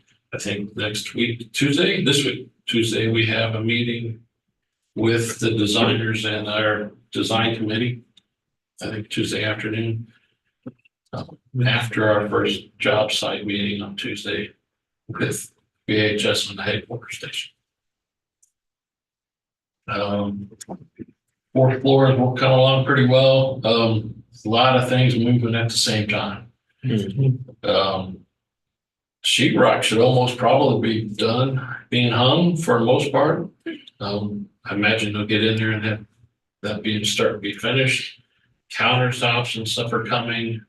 The window opening on the north side is complete. Then you saw the scaffold being taken down. They should be moving to the backside this week to put in the window and fill in the door that's up there. Mechanical, electrical, plumbing work is all being done at the same time. We got, there's a lot of people upstairs. Hopefully nobody's not working in each other's way too much, but that's moving along pretty well. And last week, the roof project started. I don't know how much the rain kind of holds them back, but they got out there, got the material up and have been working on it last week and will continue to do so as they have the weather. We had a broken line at the Valleywood lift station for the storm water. That was fixed Thursday, Friday.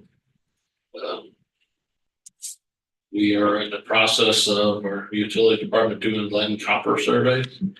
That's a requirement from KDNG EPA that if you didn't answer your surveys that you were asked to, now we're making appointments and knocking on doors to get it done. They want 100% involvement or as close as possible as we can get. And so we've been working on making appointments. That's in every house. It's supposed to be in every house, yes. Now, they haven't called and talked to me or sent me anything in the city yet, but No, that's all everybody's supposed to be doing. I knew, well, I said, I knew Riley and Leonard were working on the cities. I didn't know that we too. That we, on all our districts that we have to let them know that. Oh, I'm just in their water district. I don't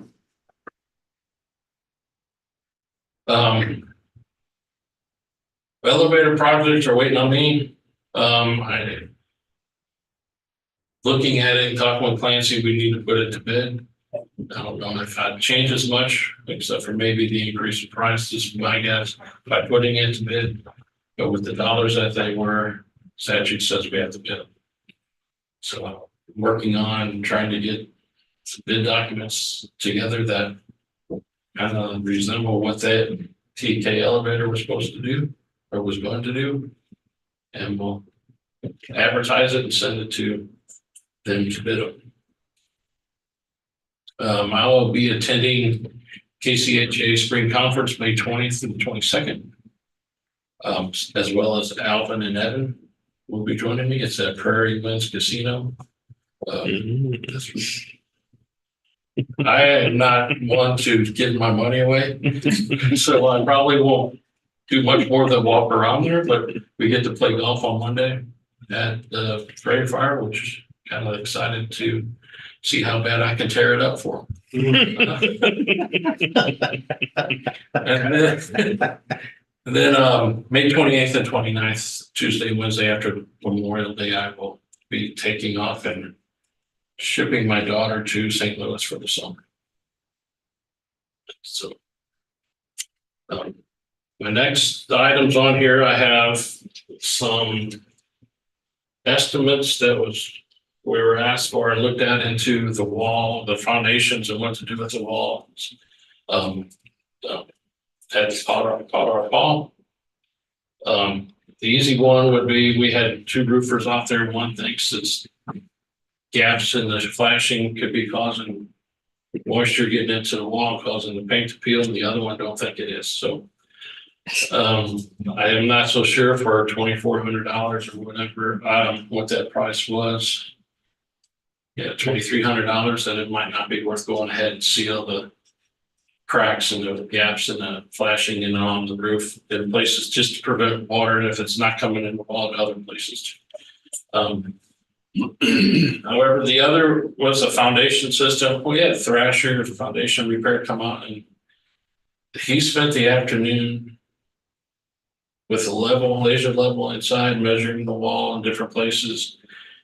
That north wall for sure, we have It's definitely some sediment up to a half inch to an inch, depending on what side it's on. You definitely can see that in the 1,4-H room, in the wall along the kitchen in that room. Their solutions to it were push pier is what they call them. This is their own technology source. That's basically putting a bracket under the foundation and drop a pier in there and jacking it up as they reach hard pan. This project for $200 and almost $40,000 goes all the way around the building. They put in those things and then we'll move the walls up to where they, about as close as they can to where they should be, and then pump the floor up in those spaces to get the best they can to match where it should be. So what's that gonna cost, or what's it gonna do to the interior, like the flooring and the structure inside? What's it gonna do to that if we pump it up? I don't expect it to do a lot, but there's always that chance where we could be breaking some floor tile. Carpet, you won't notice, probably bother the carpet screws too bad, but I think they don't mention anything about destroying or having issues with the interior like that. I mean, that's kind of what they do most of the time anyway. I think if you lift it up and they do the proper job, they'll lift the floor up evenly in spots where they need to be, and shouldn't cause those issues. However, the tile floor in the big room is glued to the floors. As the floor moves and cracks, probably have cracks in the tile too. So we could be looking at other projects to fix flooring and for sure paint at some point inside. There's some decisions that as the board have to make on where we want to be with this building. I don't know. It depends on how long we want. My recommendation probably to do it, since we probably won't get rid of or do anything to the building within the 5-10 years or so. And then maybe a good payoff to keep it as good as we can while we have it. But that's your decision to make as you. If we put it off another 5 or 10 years, everything's gonna really be in disrepair. I think we really need to look at that, what we're gonna do with it in 5 years or 3 years or whatever. We haven't looked at that for a long time. Well, it comes down to the question of money. Yeah, of course it does. That's probably the big question. How big is that building? You know how many square feet that is? No, if I saw the number, I don't even want to guess and tell you that.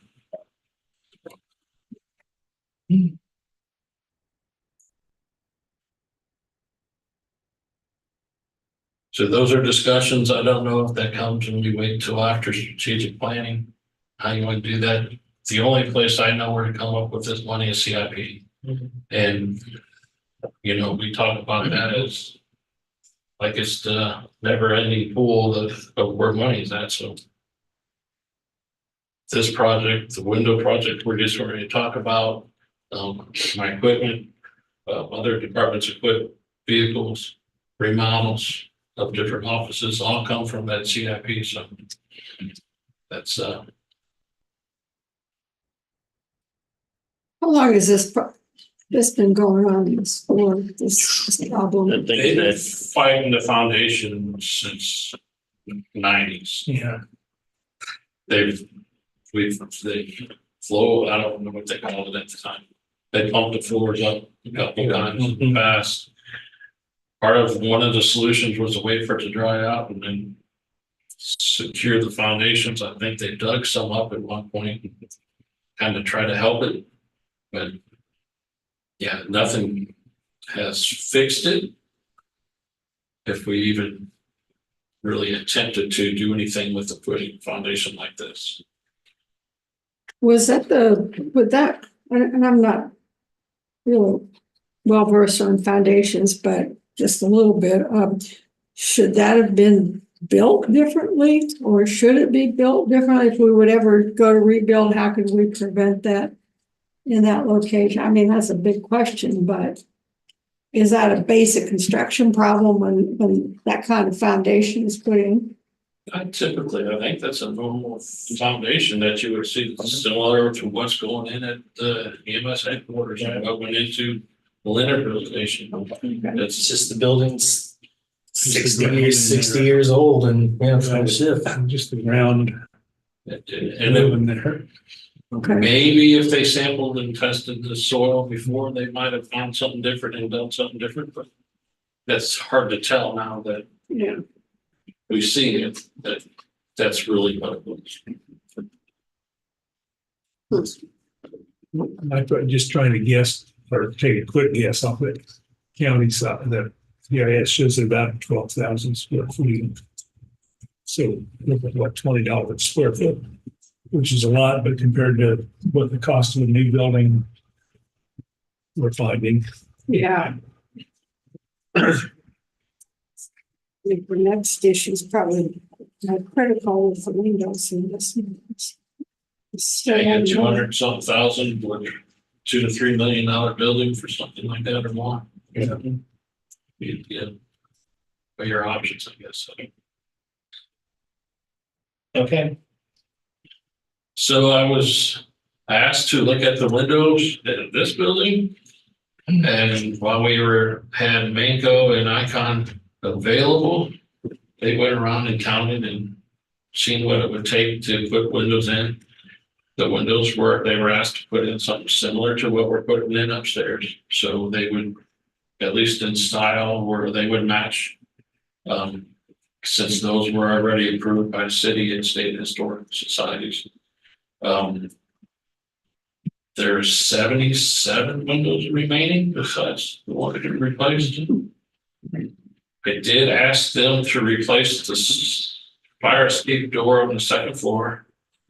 Since Icon was getting involved, I figured that's something they could do. I did not ask them about this door. I assumed if they put that in the bed, it was a replacement of the door, not the window. And there's a door over there, which is one of the things I was looking at too when I left you a message, was that door that's never going to be used to the exterior. Did they include that in it? That I can't tell you for sure. I assume they were all windows, and in fact, I did notice that last week when I walked around that is another door. Yeah. That door has caused flooding of water in here before, so I've seen it does it. have issues. Yeah, it's got some During rats a stuck commission under meeting, there. there was water running in there. I would hope that when they went around, they saw them as doors, they would have replaced them as, as a door to seal. We can always ask them, we'll have to bid something like this if we do it. Yeah, I mean, this is just a budget to begin. So then we Yeah. can build that into project scope if that's where we're going to go. I had thought at one time they were gonna build it out as per floor, but they didn't give me those types of numbers, so I don't think they put that much time into it. I don't know if by floor is a perfect way, or maybe per wall, per side. Might be in. Well, since we've got people occupying them, we'd have to move those people from that office somewhere else while the windows were being done. And Logistics is gonna be an issue with whatever we do or however we do. yeah, is there a place to store the windows if we buy them ahead of time and then stage them? Mm. I mean, I would I'm hate sure to lose I them. wanna do that, but if we had to, we could probably find a place, but. Well, yeah, but we don't want it to go up in price anymore. It's been 14 years and on it. 2010, I saw a memo from Leon that was $155,000 to replace all the windows in 2010. But that was all I saw was replace all in a number in the memo to the board at the time. Now, whether that got presented, I assumed it did, because anybody if I've asked is it was too much and we didn't want to do it. And I'm assuming that was a board decision at the time too. it needs to be done. Go ahead. Part of that decision on it was too much was because every commission I've served with has been on influx on it, whether you're keeping this building or Right. doing something else. So I think if the decision's to keep the building, if they would have at that time, they said, yeah, we absolutely. But the thing is, even if you keep it or not, it makes it more valuable if you do sell it, you know, so that was a big part of the discussion. All of what we're going to talk about this fall is facility needs and what we are and aren't keeping. And I would think, given we all know exorbitant cost and a new centralized administrative building, it probably isn't fiscally possible that, and with redoing the fourth floor and the roof, you're committed to staying here. So that changes the equation. Right. You know, as far as the windows, you know, myself, I wouldn't recommend doing them all at once. I would do this building floor by floor, kind of how we're doing it, because when you take out the windows, you just don't damage the exterior. You're damaging the interior, and then you're going to have partially fixed up to the edge of the window, and the rest is still going to be as it is now. So if I was doing the project, I would do it floor by floor, windows and everything remodeled. But yeah, your windows are going to go up year by year, but so's your other remodeling costs as well. So you're saying that you could bid this floor by floor and put the other floors off for more inflationary? well, I mean, I think that would be part of the thing to consider. If you are determined to keep this building, you know, we're moving rural fire out of here, we're moving EM. That's an opportunity to open up some space to make movement within the county offices for temporary space more manageable and do floor by floor. And you want to come down when you're remodeling. That way you're not traipsing through newly remodeled. So it makes sense how it is started. And, you know, you can probably afford to do that if you budget appropriately in CIP. Floor by floor, year by year. Yeah, that makes sense, but it's if the same windows will be available, you know, over what, how many, 3 years, 4 years? Well, you'd how long? want to make it a priority. Yeah. Custom made. I don't think you'd want to do it as a 10-year project, but as a 3 or 4 year. Or 2 or 3, I don't know how long. Well, like Rich has said, you can't even sell the property because of the way it is if we wanted to sell it. Right.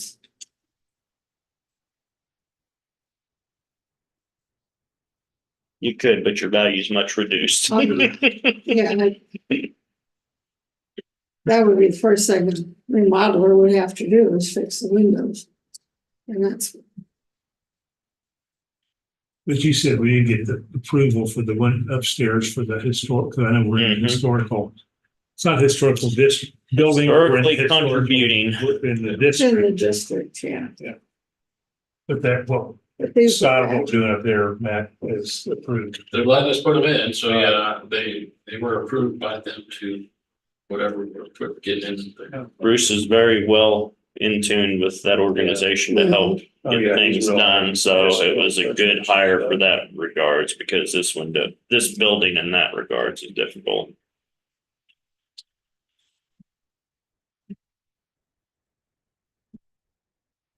Yeah.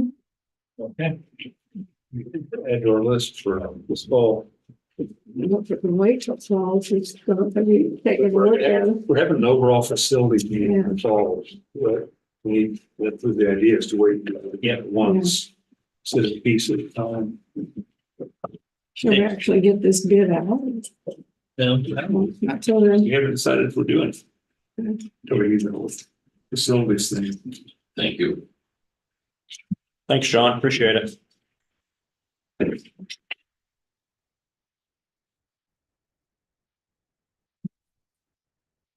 Coleman is next.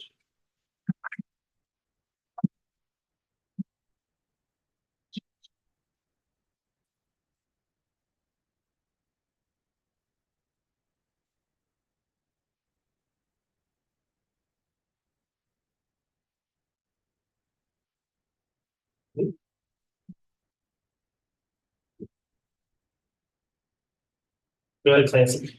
Good morning, Commissioners. Clancy Holman, Raleigh County Councilor. You have in front of you the project list updated, most recent entries for the most recent reporting period, new material in bold type. And Now you've had a chance to look at it. If you've got questions on anything, anytime, you can go ahead and update you on anything you want to follow up on. I did not have anything in particular I was going to bring your attention to. Probably other than, I guess, the current appellate stance on the First Christian Church. There was a order that came out from the Court of Appeals for the opposite side of the issue, not us, a deadline to file any follow-up brief that they're going to file. Yes, is by the end of May. So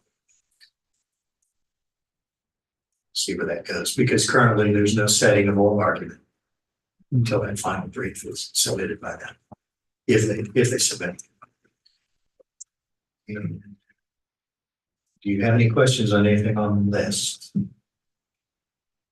What's off the list as far as that goes? Glad to try and answer them.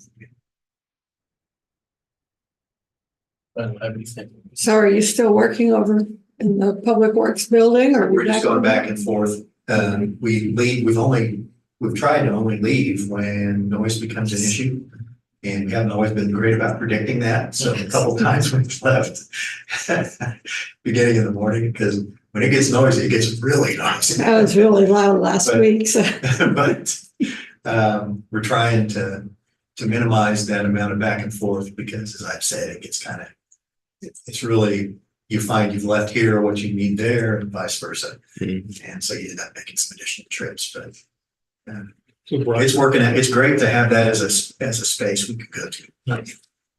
It's fantastic to be able to leave, to actually continue working on ongoing projects.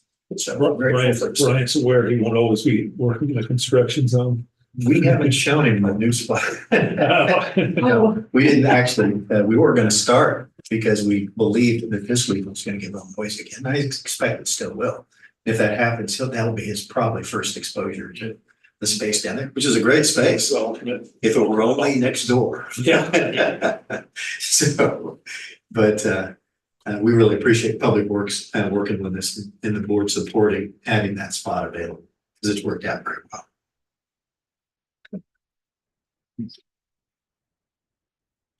You don't have any questions? That's all I have. Okay, commissioners, you have Catherine Hensler at 11. Okay.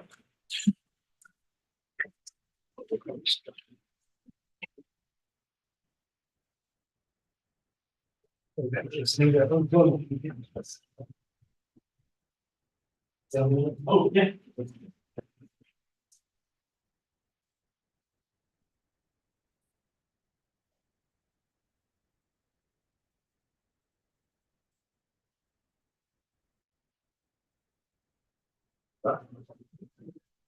You unplugged it.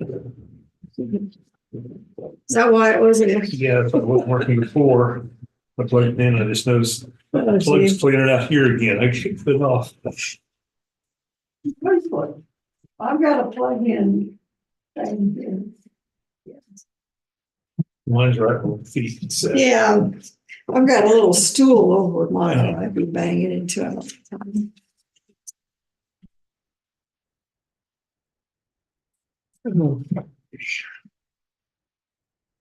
My favorite thing is during Teams meetings or Zoom, I always manage to tangle my foot up in the cord to the microphone. Leave it out of time, and I'm pulling the microphone off at some point, either right before or during the meeting. What was it? Oh, I'm just down to it. They tell Brian about that. That's Another one. Yeah, You know, actually, that's one. I've got a list of things actually for him, and all joking aside, saying these are going to come up again. yeah. And so here's some background, you know. Well, I'd say it's We'll gonna talk. take a while just to get the background on all those. things. Yeah. Just to get up to speed in them, it'll take a while, but It will, but he's, figure it all out. I'm convinced he'll be a very quick study. He's ready to get moving. I can supply work, so Yeah. that won't be a problem. In fact, but I'm also going to make it very clear to you, the same thing I'll tell the board. During this upcoming absence of mine, I'll still be available by phone and laptop. And primarily that's for him. couple weeks when it's. I leave this Wednesday. Wednesday afternoon. I'll be back the day after. I keep mistaking saying Labor Day. What? You taking Maybe taking the deployed. summer off. What is it? National Guard duty or Yeah. something? So. They get you up and running on. Oh, yeah. IT, good. Yeah. Set to go. Good. Good. And about it, just as I was telling with something I was telling you. I mentioned that I am gonna be available for anything that comes out, so don't hesitate to text. Oh, I won't. I mean, please, I mean, because it's, I don't expect, you probably won't need to, but if you do, or you just want to talk through something, just let me know. I'll be sure to. I say that tongue in cheek because I can't tell you, we had how many vacations that especially had to work. Oh, yeah. We had a spot and so I try to, unless it's something that I'm really unfamiliar with, or I think we need to powwow about, I try to do that sparingly. We had a corner in Disney, right? We called it phone conference corner. Where Lee would, like, we went there enough because my dad's brother lived down there and worked at SeaWorld, right? I've forgotten about that. Yeah. I forgot about that SeaWorld thing. Yeah, so we'd go down there like over holidays, and invariably there'd always be personnel issues, because there's always. Mhm. And he'd go over, he'd time it out so that around lunchtime, he'd go have his near like Pistol Pete's food eatery, which is right near the Haunted Mansion. Yeah. Like every time we were at Disney World, he was always doing this. Sure.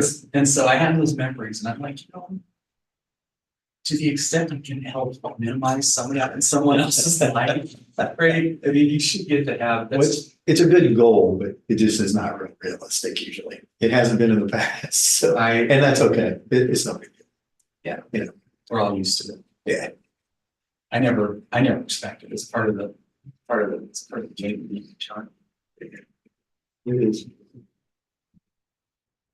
But anyway, just don't hesitate.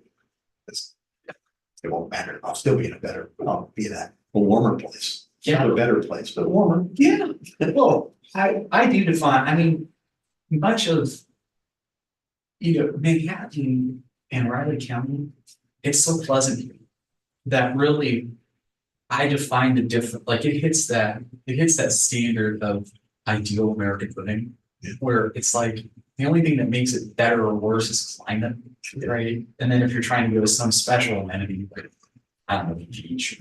Yeah. But for you, you've got so much family out there. Yeah, and it's a natural draw. We'll see. Great food. Okay, no, it's tremendous. One of the best aspects if you're not interested in gambling is not. I'm no good at it. They had 20, the first and last time I said, I've got to, because I love the Rat Pack Unknowns, right? I've got to go and play a real table game. And I'm not sophisticated enough to know the odds of anything but blackjack. Yeah. Sit down and Mirage, the lowest limit table they had was $20. And in 30 seconds, I lost 40. And I said, this is not my game. I get no rush from this. So. And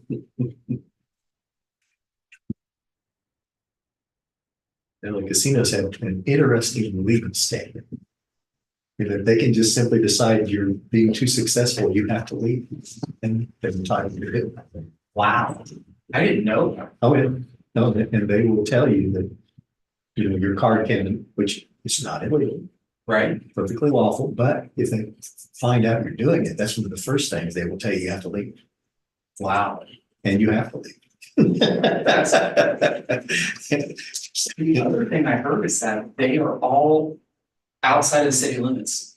They're in Clark County, but they're not in city limits. I didn't know that. I only found that out because back when I was doing that research at KU, the school to not be named. I'm not even a fan of KU. I'm not a fan. And I got a brief. You need to say that more often. Yeah. A lot more often. I have K-State lapel pins, Yeah. right? I don't have a single KU accoutrement like at. So, I learned, right, you know, as a loyal Wichita Stater, I was something jerks just because it's KU. And then I learned it's kind of an inferior complex. Mm. You get there, and I'm sorry if you're KU. Oh, no, some of our audience might be. Well, anyway, like I'm sure, you know, and I mean, I can rag on it because they're, you know, they're Yeah. my schools. You have the status of an alumnus. An alumnus. Yeah, and so I mean, to me, they're all great schools, they're all great Kansas schools, but Yeah. like, I got there and contrary to my preconceptions, most everyone was really nice. It's still Kansas, you know, but it's just a different, it's almost like they're trying to, Mm. you know what I mean? Where it's like, guys, you're a good school. K-State's a good school. We can all be good schools. And, you know, and by the way, you don't have to dog on my little Wichita State. Yeah. So, Yeah, I never saw much percentage in getting all fired up about a particular school, including either I went to, whatever. yeah. So, yeah. Well, I was at Washburn. It's a good place to get life. Yeah, it's cool, good reputation. It's always surprising when you go there, how long they had that reputation. It's Yeah, interesting, yeah, definitely. but I don't know. Matters more what you do afterwards anyways. That's true. It's like any other profession. But we will, I'll bring you up to speed on a number of things despite what Commissioner McKinley has already broached. I already figured out how to open my Excel spreadsheet. Oh, good. So They're very excited about the spreadsheet. Yeah. I am too, because I like having I tend to get so, like, I am decent at multitasking, but I don't think you can take a task to completion without like zeroing in on it, you know? And so having that spreadsheet, if for nothing else, there's that. It's like, it's great. Yeah. Hi, Catherine. Mary. Did I miss you before? Did I miss you before? No, Oh, good. no. Well, I did the project list. I got that. Oh, It usually doesn't occur because that's, you got the stuff highlighted and they get a chance to read it. But occasionally they'll have some budget. oh, okay. Next thing is the budget presentation. Oh, cool. But first, Catherine's gonna get out and make them all mad with whatever she's presenting. Let's see. Fortunately, we get to present on the fun stuff. Usually. Sometimes there's a little bit of strife. There's a- we're gonna be-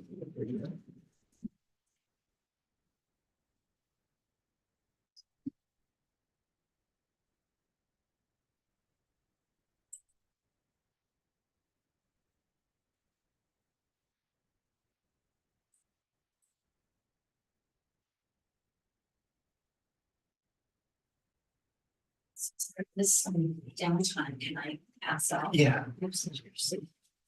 Probably before you. Oh, you there first, including Rich's. We had one for the record. Yep. Any overflow out there.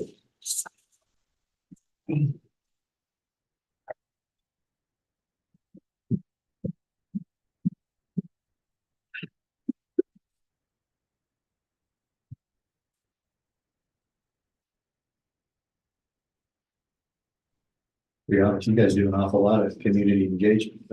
We're trying. How are those things going over at the coffee shop?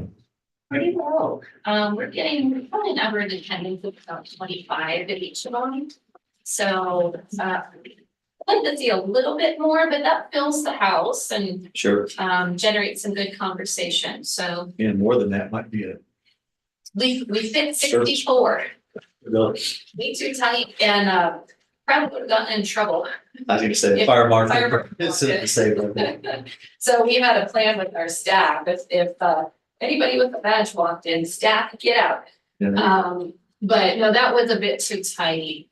But what I'm really impressed with those programs is we're seeing faces that we don't see at our normal events. So, it's, I guess, maybe appealing to a different group in our community.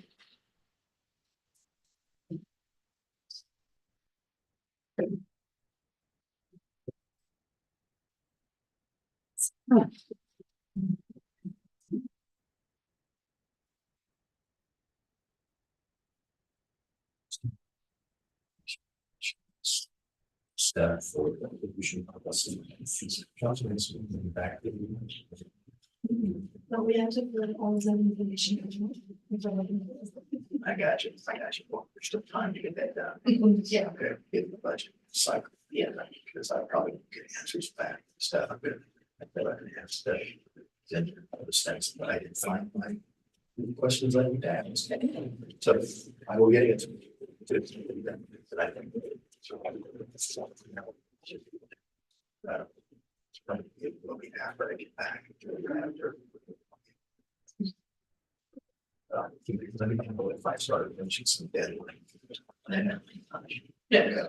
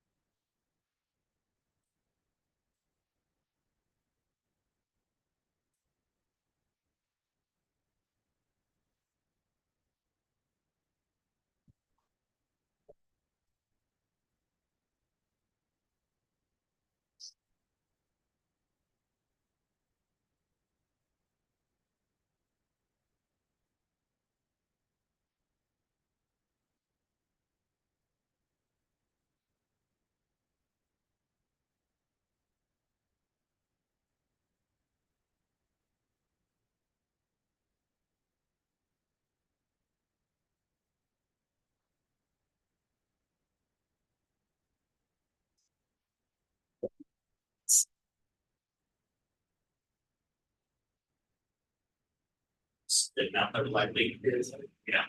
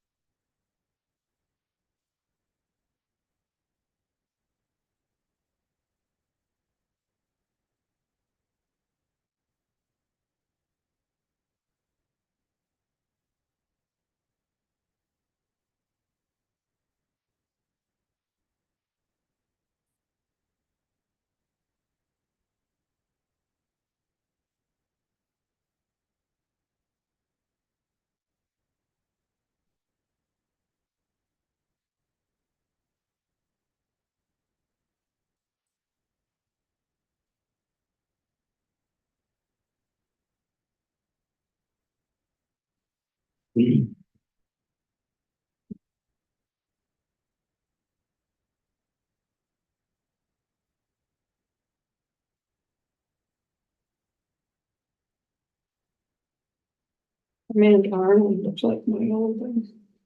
Arnold superintendent of schools. Oh, really? Yeah, that's straight laced person. It's quite a picture. That is. She looked just, oh, Molly McBride. Definitely posed. It's amazing.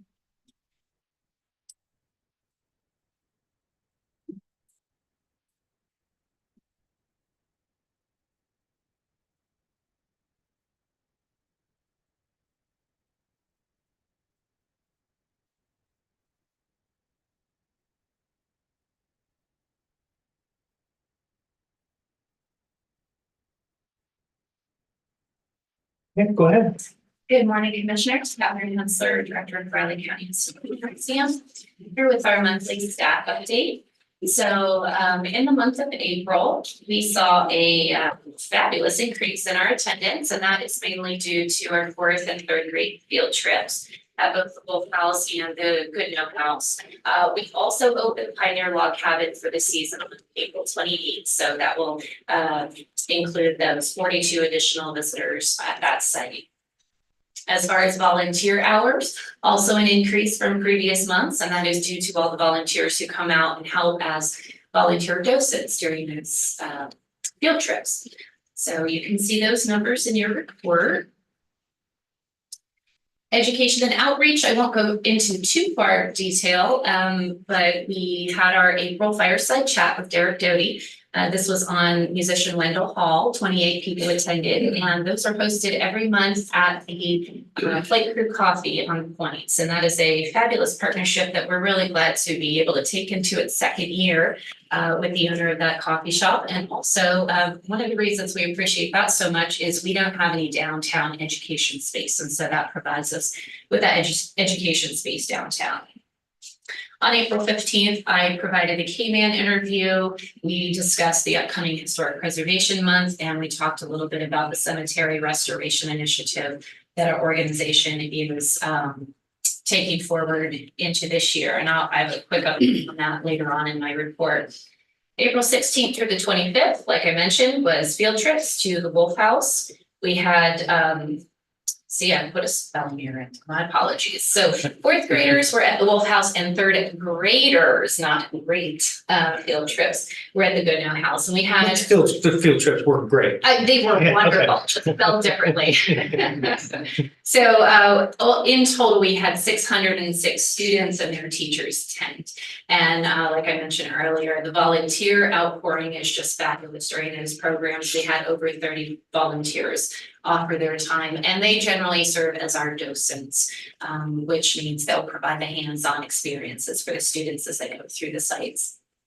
April 23rd, the Historical Society hosted their quarterly meeting with a presentation by Leo Schell. This was on the First Christian Church, the First Congregational Church in Manhattan, and 42 people attended. And if you don't know Dr. Schell, he is our neighbor who lives on Stone Coast Road. He has been a supporter of the organization for quite some time, and it's a lifetime member. So he approached us last fall about doing a presentation, and it just so happened that the date that he chose was the, I believe, 155th anniversary of the founding of that church. So it was excellent, timely, and very well produced. As far as the collections department, we had 5 individual collections donated. I know I talk about this every time I present, just so there's not any confusion. When we say number of collections donated, that means number of donors bringing in a collection. So with those 5 donors came 52 items in total. And then we were also able to process backlog collections of, I should clarify, no comprehensive collections processed from backlog, but 16 items from backlog. And those would be things that were found in the collection or found in the museum. Curators Munger and Highsmith also met with tribal representatives on Monday, April 1st, to discuss the Native American objects in the museum. I've been talking a bit about the NAGPRA revisions that we do have to follow as a professional museum. They were able to meet with this group with the help of K-State University's Anthropology and Archaeology Department, Kansas Historical Society's Archaeology Department, and the Flint Hills Discovery Center. All of our local groups do house and hold Native American items. And so they were able to coordinate representatives from various tribes to come and meet with all of us in one location, in which case we were able to present the artifacts that we had on exhibit for review. And it was a really positive meeting. Our exhibit has been updated slightly. There were some items that we were asked to keep out of the exhibits. But also we were given the approval to return a number of artifacts in those exhibits. So we will be working with NAGPRA National to get a summary together by July 12th of this year. And that again is also part of that federal regulation where we need to provide an overall listing of every Native American item that we have in our collection. So if you know our collection, you know we've got a lot of stuff at the museum. So curators Munger, Highsmith, and myself are really going to be prioritizing the preparation of this summary over the next, well, it's now about less than 2 months, to make sure that it's comprehensive and that we have a fair documentation of everything we have, including photographs of each of those items, as well as confirming their locations, because what will come of this, the National NAGPRA will provide the summary to all tribes who have the chance to review these summaries. They can then respond back and ask to view the items, to have them repatriated to them, and so on. So we want to make sure that we've got accurate and current documentation on not just the condition, but also the location of these. We have to find these things quickly and return them. So because of that, other collection activities will be placed on hold until that goal is met. And you know, we have been working pretty hard to clean out our storage areas. That has been our priority. So unfortunately, we do have to put that on hold. And while it's not written in my report, the society had their monthly board meeting last week, and they did vote to suspend any new object donation intake temporarily until we complete this process. So we will be working with wording with our staff on how to communicate that in the event someone reaches out and wants to donate a box of things they found at a flea market, which happens pretty regularly. However, there will be a slight exception to that. Curator Highsmith and myself, if somebody would come in with an artifact or an item that is essential to telling Riley County's history, we will make exceptions. We don't want to miss any important donations during this time, but we also want to mitigate the mass donations that we typically receive each month. As far as archives and library, we had 8 external requests for research, 1 internal request for research, 3 in-person appointments that were made ahead of time, and no walk-ins in the month of April. So our numbers were a little bit down as far as interest and attendance in the library and archives, but we had 12 interactions through the month. And that, of course, is not counting the various phone calls for information requests and so on. Curator Glasgow and I have been working on going through the library and trying to evaluate everything that is in there. It has not been organized as it should be, and there are no modern finding aids available. And so right now we're trying to assess really what we're working with, find out what is essential, find out what is excessive, determine what can be digitized, and start planning. We would like to see an initiative begin around the new year with improving that space. As far as building and ground, so this is kind of intermingling with both the Historical Society properties and the County Museum. So I'll start with the County Museum. We experienced a severe leak during that last week of April with the massive rainfall.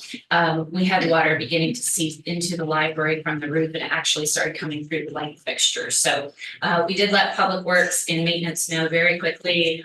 Jerry came to our rescue, as he always does, and fixed it. We found that the issue was with the drainage on the roof, and so that was able to be fixed quickly. Unfortunately, we did sustain some water damage to the building inside. However, we were able to remove any of the items, including historical material and file cabinets before they were damaged.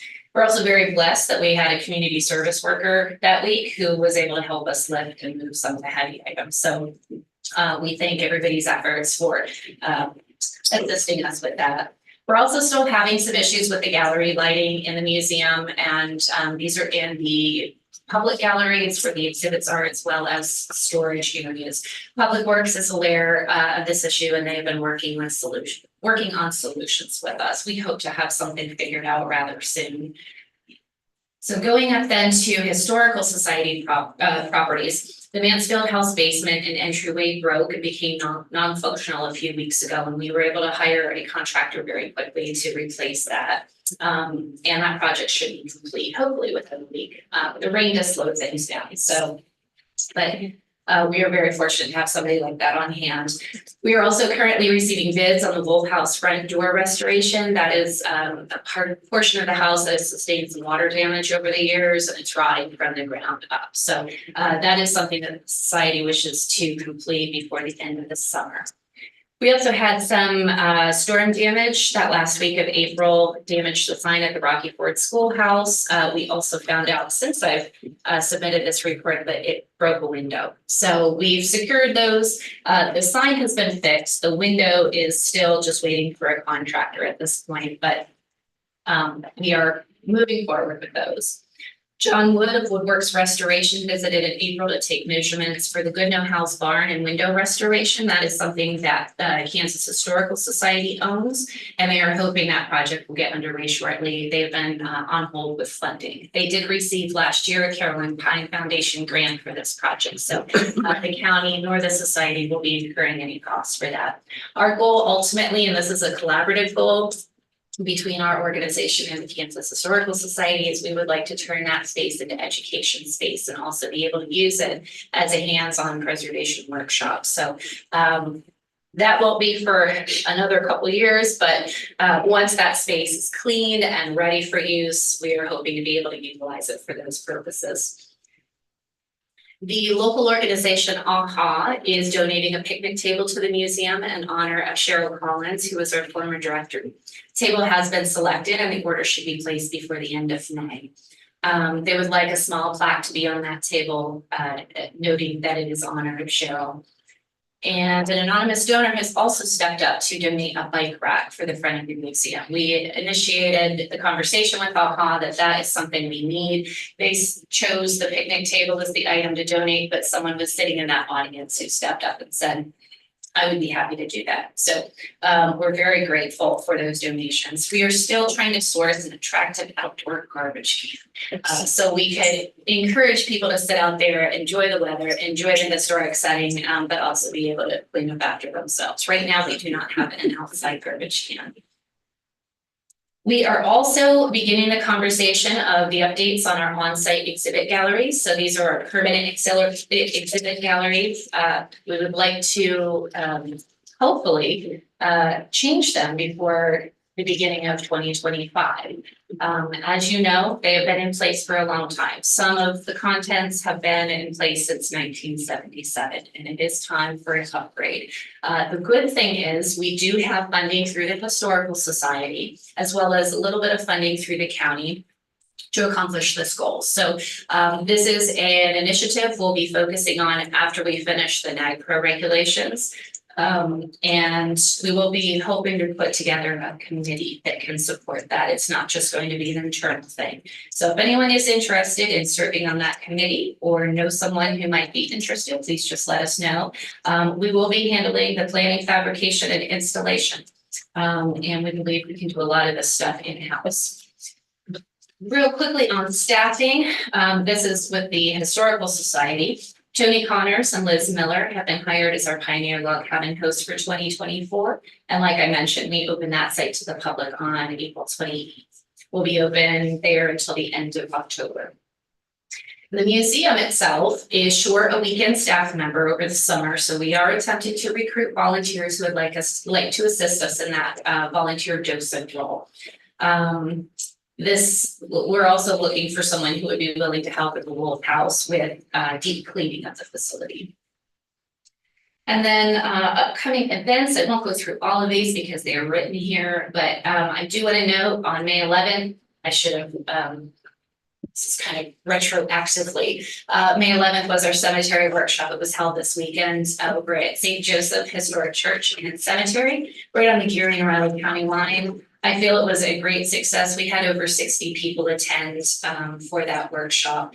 We had beautiful weather as well. So it was great partnership between our organization, Geary County, and some representatives from Kansas County. Beyond that, I've got the calendar listed. I won't go through those details, but are there any questions about my report or things going on at the museum? Sure. Okay, thank you very much. Have a Thank you, great Captain. afternoon. Next Commissioner, you have Clancy Holm.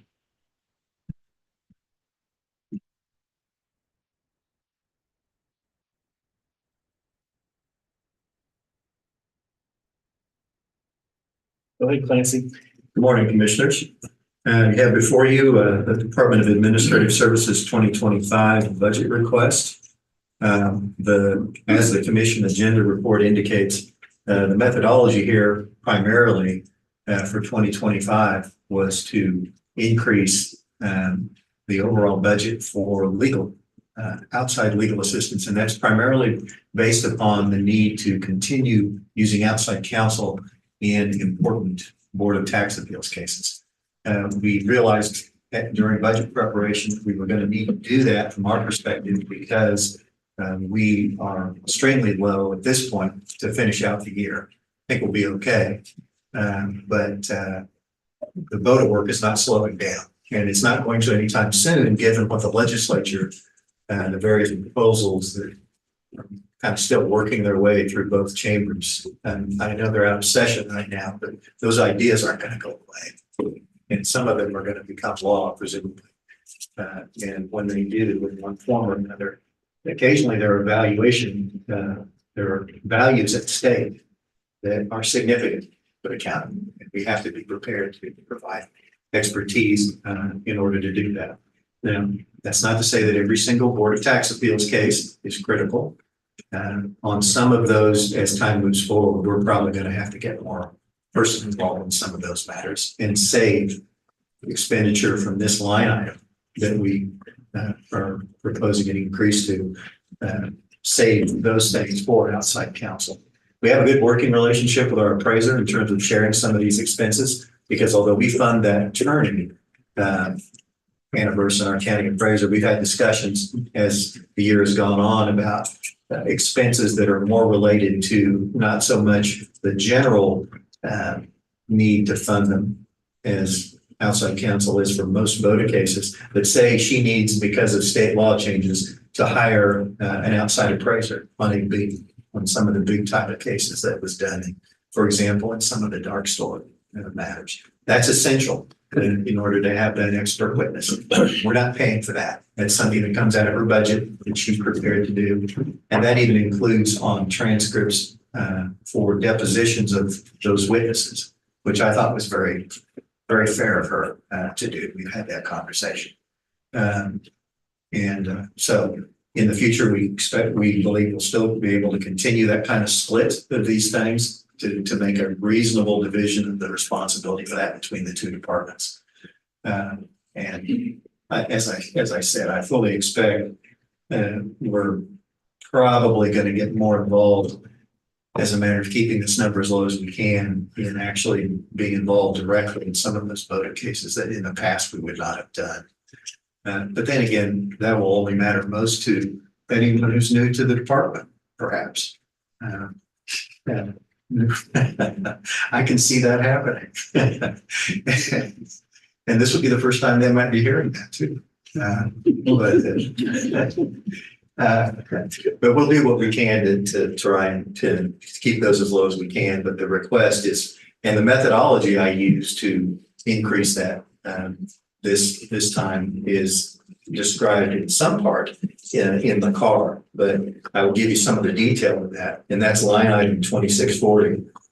What we did is, because the office manager and I worked to put together the budget request, we started by increasing that budget, knowing what right now we're in a period where we do not have, if we continue with this pace, we're going to deplete that fund during 2024. It may not happen because you can never, like all budgeting, it's a matter of rational prediction based on past things to the extent you can. But we started with that line item by increasing all at the outset by about $1,270, $1,270. That got us at least to a starting point we thought might help.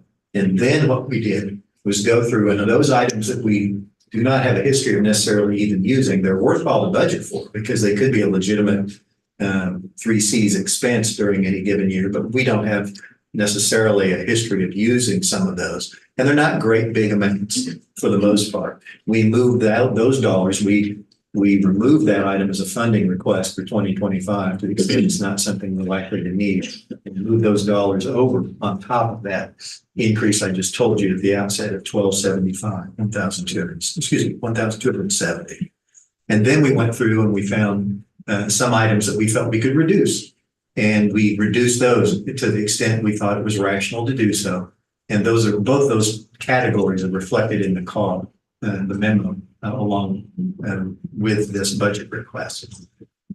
So just so you understand how we did it.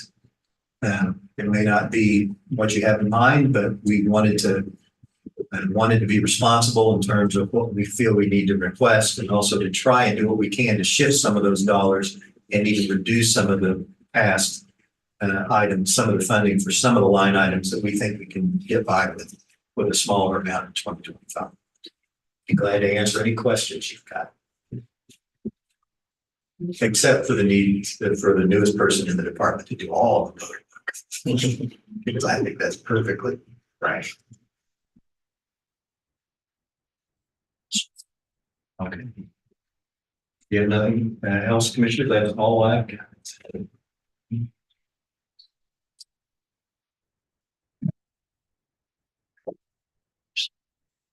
It's the last item before lunch, so we'll come back and guess we've got 4. 1:15, commissioners.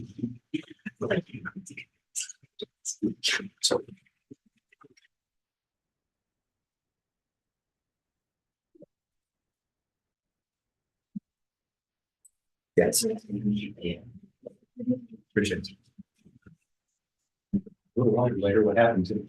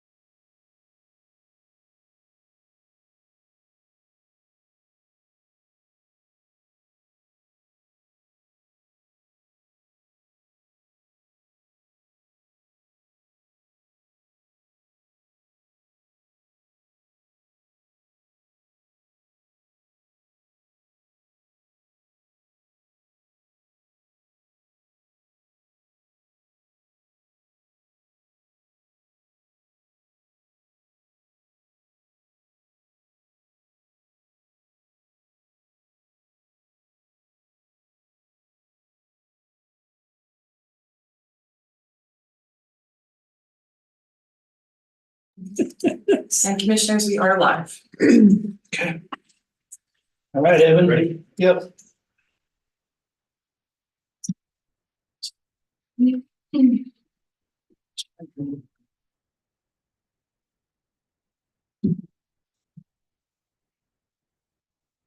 Hi, Commissioners. Evan McMillan, Public Works. Today I have for your review the 2025 budgets for solid waste and benefit districts.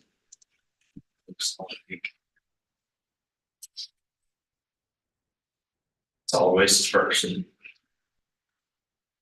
So I'll just highlight some of the major changes. If you guys have any questions while I'm going through, feel free to speak up. The proposed 2025 solid waste budget is in the amount of $3,448,971. The additional revenues that we'll generate through the increased tipping rate will allow the transfer station to stay in line with the other tipping fees imposed by HAMS and also assist in generating funds for future rehab and other improvements. The cost for personnel services increased by roughly $10,000 from the 2024 budget. Contractual services increased about $175,000, which is primarily due to the trash haulers rates, and then some other increases for insurance, credit card fees, water, and then other maintenance and improvements around the facilities. Commodities increased roughly $6,250 from 2024. That was in part due to parts and tools for freon removal equipment, and then also computer supplies for the new fiber we're hoping to get out there soon. And then the capital outlay for 2025 is around $280,000, and that's mainly earmarked for large scale improvement projects out there.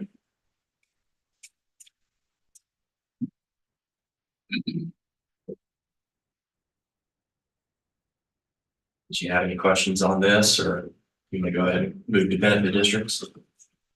I want to do that. Okay.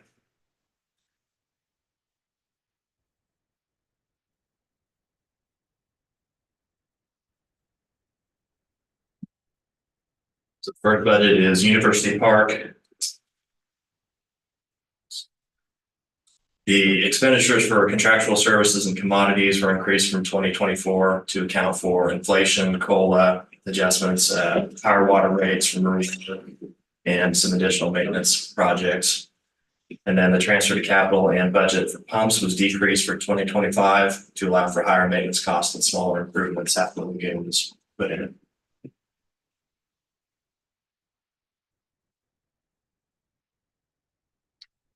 Keats capital project, I don't believe we had I any added, big changes on that. I added in those numbers from You what did? we had, yeah, just to accurately reflect the project costs for next year. Since we are moving forward and we do have grant money, so I added in, sorry. No, that's fine. Thanks.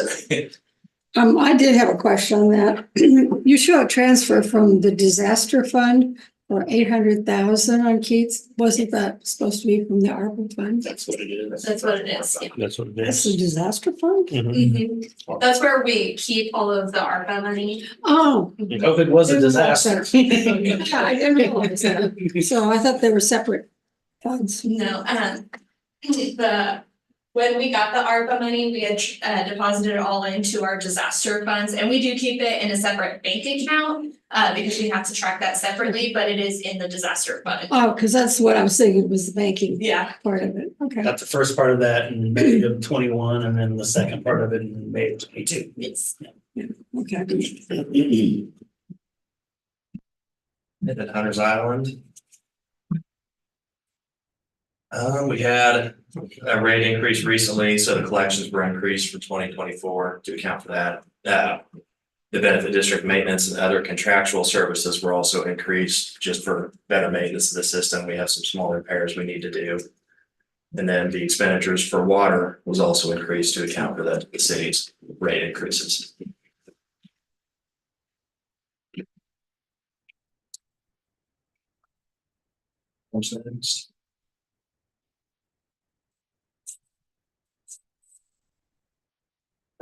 The main change on this one was other contractual services increased, and that was mainly for meter reads, chemical sampling, maintenance, and other smaller improvements. Then expenditures under commodities was increased to also account for the city's water rate increase. So no big changes there. Conza. Budget. The machinery, equipment rental, admin, and other contract services saw an increase to account for the operation, maintenance, and improvements of our current infrastructure. Like the other benefit districts, we've got a few small improvements that need to be made. And then commodities increased from 2024 to also account for the city's water rate increase. Terra Heights. The main increase in 2025 was for maintenance, primarily for infrastructure and pump maintenance and operation for that one. Valleywood operations, no major changes for this year. We did include an increase in phone services and machinery, equipment rental and maintenance, along with other contract services. That was mainly to allow for potential improvements or better maintenance of that drainage area, if we decide to do any kind of projects or anything like that.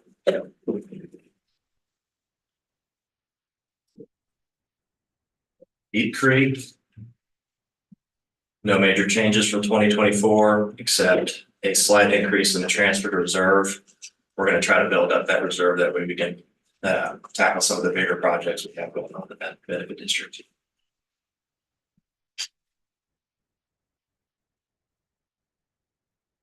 For Carson, a few minor changes, which include small increases for phone services, contractual services, and then operation and maintenance costs.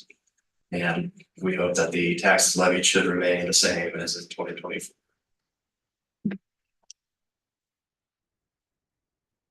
Lakeside Heights. Didn't have really any changes in the normal operations and revenues for 2025. So that's about the same. Mertz McGehee Drainage Fund, that is typical, stays the same, so no big change there. Then the landfill closure capital project. So this last year, we reached our monitoring requirement for the post-closure status of the landfill. Hopefully, moving forward, we can reduce some of those sampling rates and I guess take our amount down from that 30,000 shown there. I am requesting 30,000 for this year just to see how that changes our budget moving forward.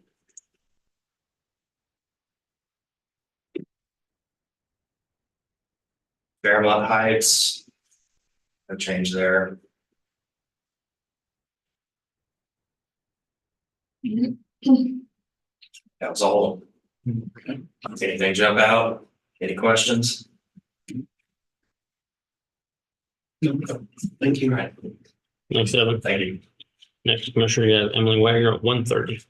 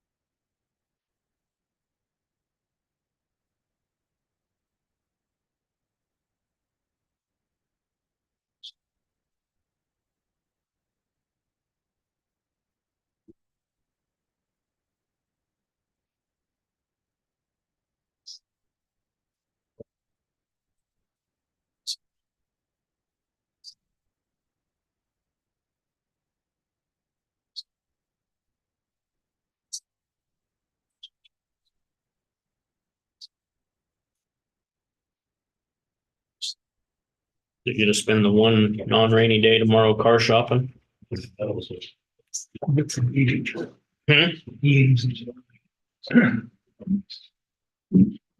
I can't remember. Usually Wednesday, I've got a lot of meetings too. Since Brian's onboarding, it's gonna be 3:00, snow cottage. I bring him up Today? Yeah, today, Yeah. about 3 or so. Yeah. You bet. It was a little bit late to him because we got. No problem. No problem. Thank you. You bet. Thank you.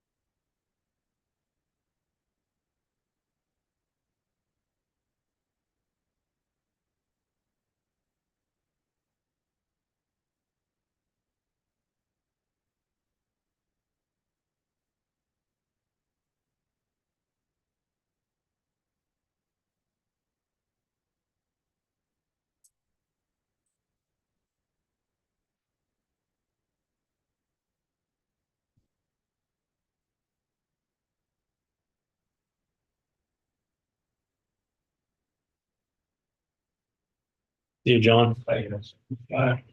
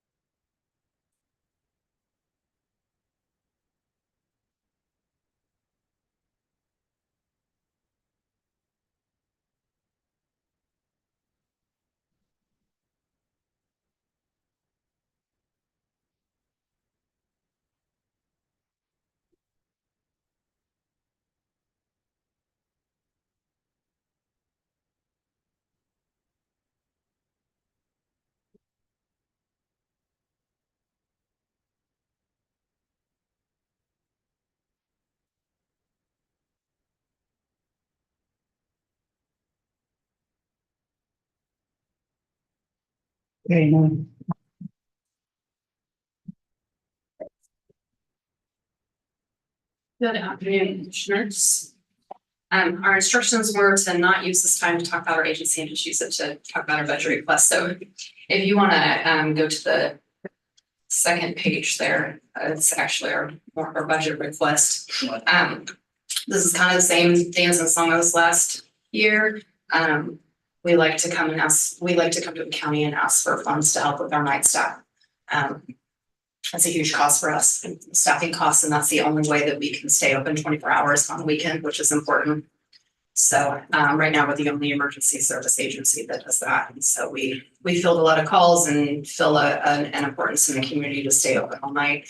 I think not just for those that are unhoused, but also for our emergency personnel and our county officials. We get a lot of calls at night from highway patrol, police department, and that sort of thing. So it's important that we stay open. We did have to raise salaries through COVID just to compete and stay up with what salaries are kind of going towards in the community. So we've been working really hard to just try to find additional funds to cover those costs, and we're still working on it. I know somewhere in here, I guess at the top of that page, it says we bring in 130,000 each year for unrestricted revenue. Unrestricted revenue is just really important to us because a lot of our funds are all programmatic. And so they're already spent basically by the time we get them, they are going towards specific program expenses, not to just fill in and plug the holes. And so that unrestricted revenue is really important for us. This year, we're probably looking at almost $200,000 to bring in. We've got some new programs that we're starting and that we're excited about. So it's just important this year that we have a full budget. And we've got one program that we know will be starting here towards the end of the summer, we think, that will be providing rental housing. And then we're still waiting on our grant application through Kansas Housing Resource Corporation. It's Home Heart funds, and they're just now allowing agencies to apply for the state Home Heart funds. And so we did put in a request for a 6-year grant for that. We have made it through the first round, and now we're just working on what pieces we can cut out, because obviously there's not enough money to go around. So we're working on what we can cut out of that program, but what we're wanting to do with that is outreach. So we'll have staff that are dedicated to be outside working with our unhoused, and also a case manager that deals with severe service needs. So those that have severe addiction, mental health, or other disabilities that we're working with that are really hard to get housed. It just is too much for the case managers that we have to handle our shelter clients in addition to those. And there's just not anywhere else in town that can provide that level of care and case management for those individuals. So we're hopeful that we get that. That'll get us at least 6 years to kind of restructure how we maybe do things and staff things, and hopefully that comes through to us. So our goals, scroll down here a minute.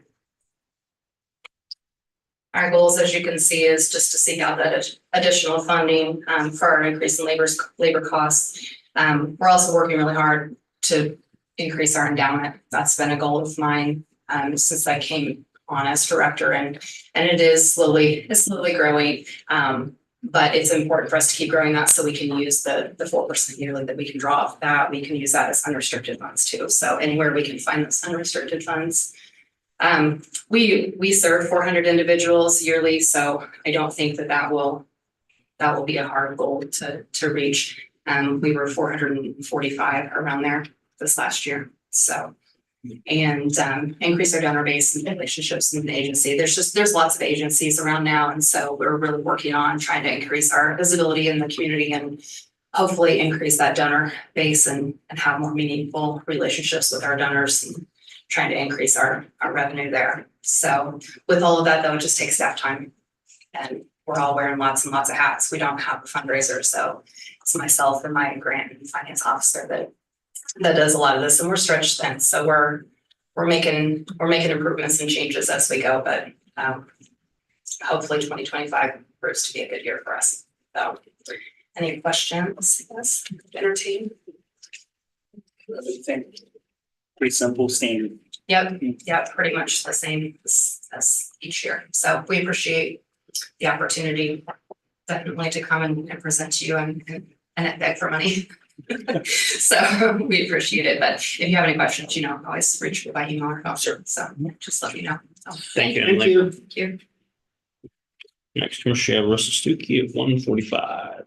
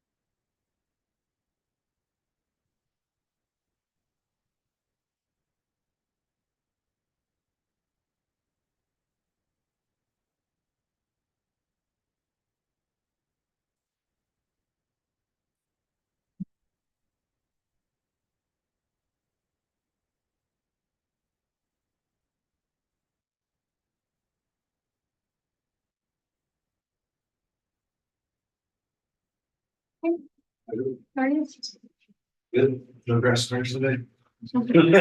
I'd hope not. Shouldn't have any the rest of the week. Sounds, I'd say that's a pretty safe bet.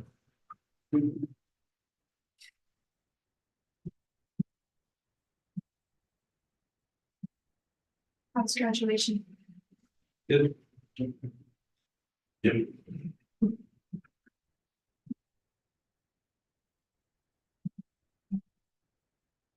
Game with Saturday. Two different pieces. 5 other parties. Mhm. What's going on? Mhm.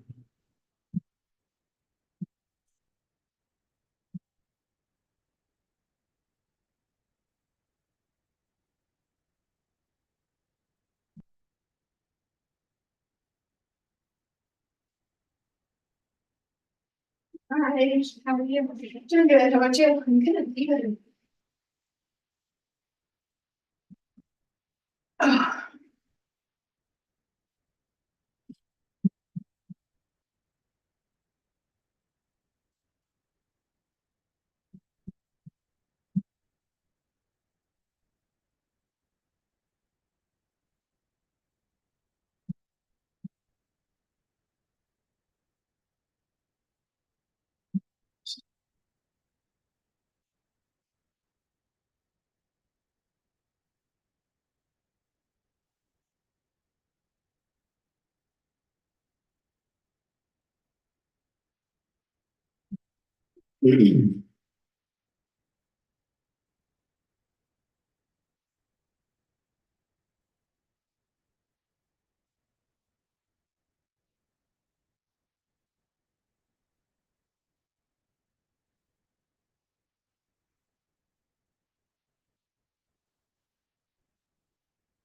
Should Blue Blade have caffeine in it? I don't think so. I'm needing some caffeine. It's just flavored carbonated water. Oh, is that what it is? I don't know what that stuff was. Something different. There's so many different drinks out now than what there used to be. Let's take it. Water, Sugar. tea, coffee. That's all I need. I've got a fourth one. Bourbon. Yeah. I knew what it was. Suburban, Yeah. there you go. I don't know about that, but that, good. That's my fourth one. Can do that.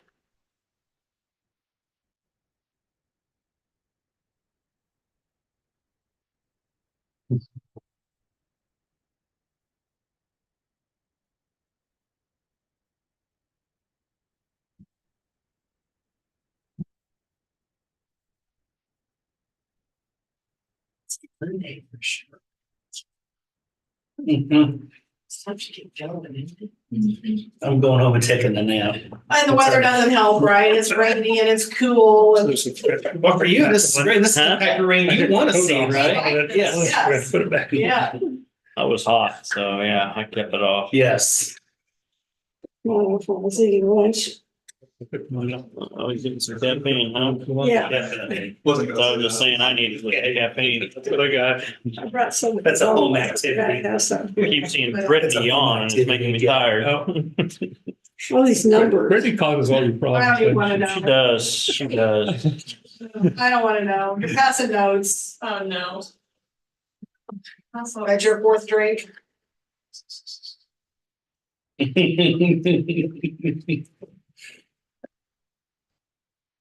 I don't know if I want to know. Yeah, I don't know.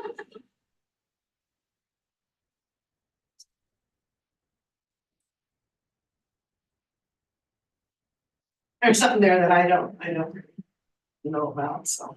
I'll tell you later. Oh, I do know. Never mind. I'm just a wee bit slow. It's an inside joke. I'm a wee slow. Yeah. Unintended.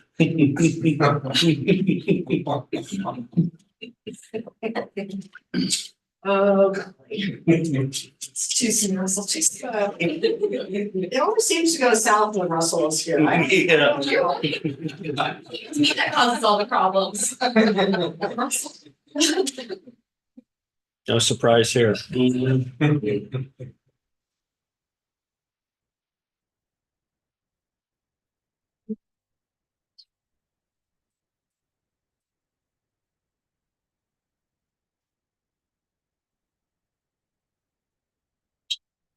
Sound like you guys had quite the fire over the weekend though, huh? Yeah. Yep, the way Doug talked, it's one of those classic 2 or 3 different roofs, and so you got 2 or 3 void spaces. And fairly well constructed from the fact of it was thick enough sheeting and 3/4 inch plywood or whatever, we couldn't just chop through it real easy. Fire was hidden in void spaces and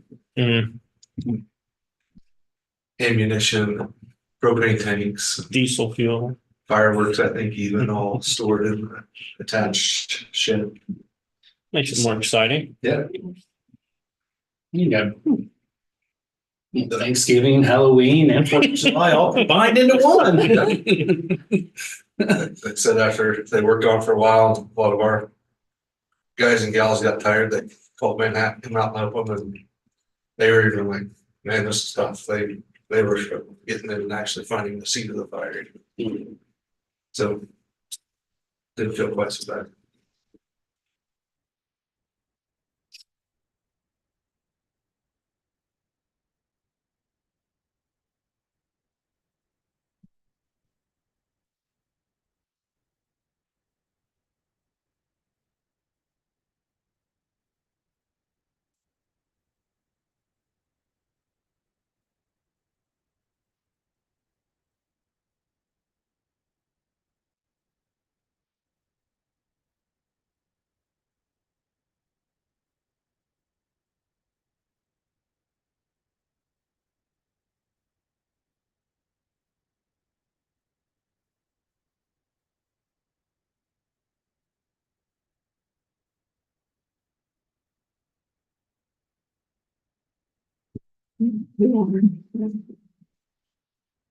That's one new. Yep.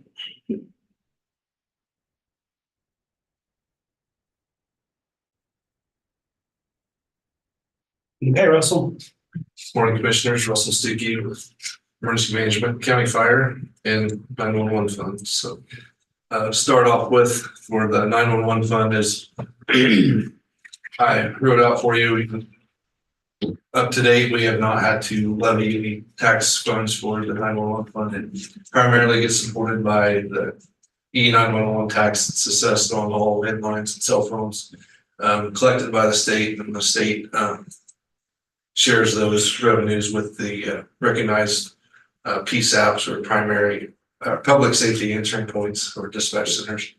And that's how that fund's been funded for years. As everything expenses go up and the state has not shared as many or hasn't raised their level of funding very much, if at all, for several years. And so eventually we see where we're going to have to start supplementing that fund.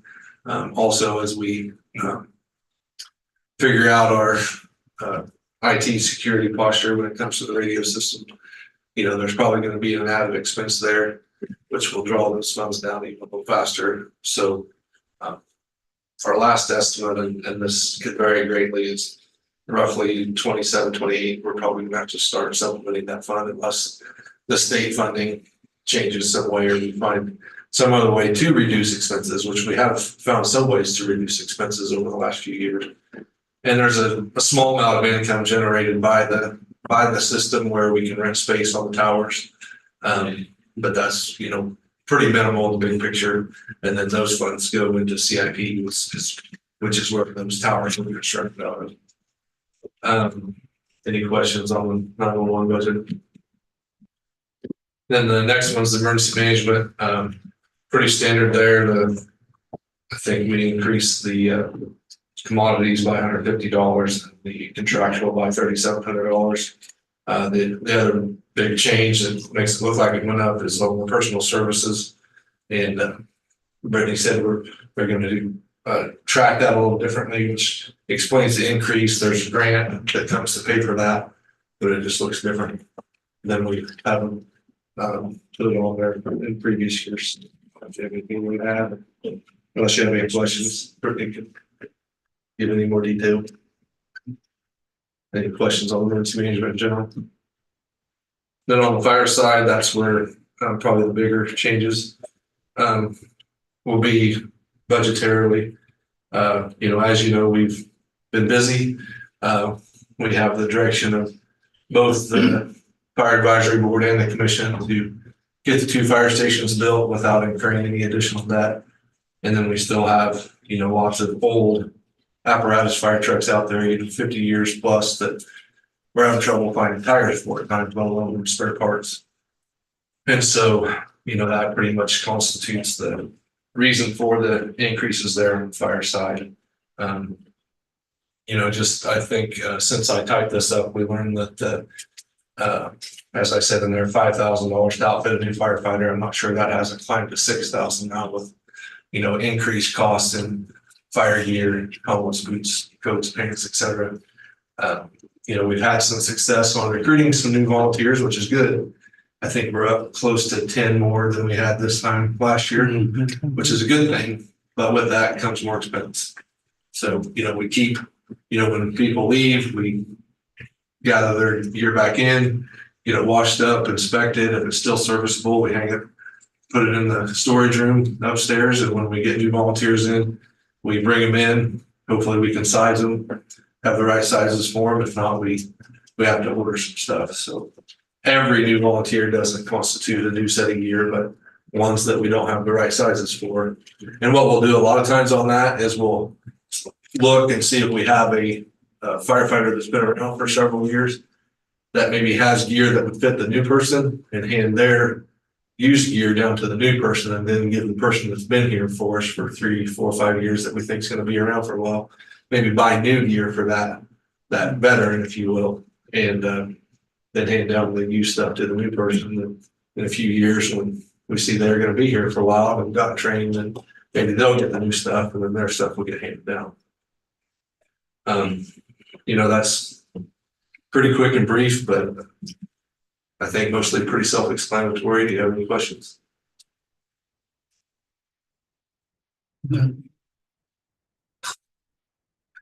I meant to stop by and look at the fire station on my way back from Cadell Creek the other day and I forgot.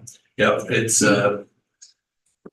all up. There's electrical getting put in. We did run into an issue. There's a 7-inch gap between the top of the roll-up door and the header on the building. So somewhere along the lines, whether it's the architect or the steel building manufacturer, somebody was off by 7 inches. And so I think what they've determined they're going to do is just put in an additional header, which will technically make the building a little stronger, and then just extend the siding down and put on the right size of siding. And nobody will ever know the difference and it'll be stronger than it would have been originally. But other than that, it would be probably weather tight by now. So eventually, once we get closer and can actually set a date, we'll, as I mentioned the other day, try and do set a date for some ribbon cutting of some sort. Cool. Sounds good. Any questions? All right. Thanks. Thank you.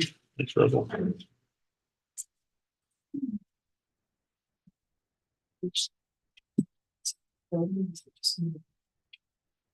I don't know. I've seen it done. Yeah, yes. That was an OPEC moment. Yes, that's a good question. Kids. I mean,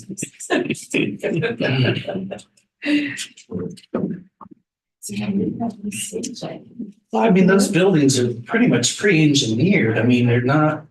I don't. Roger sizes are standard. Door sizes are pretty standard in that equation. I don't see how you can miss that. So. Yeah. It's not like we were getting some kind of special type of door there too. The roll-up doors are standard with that process too. I know because I've built them.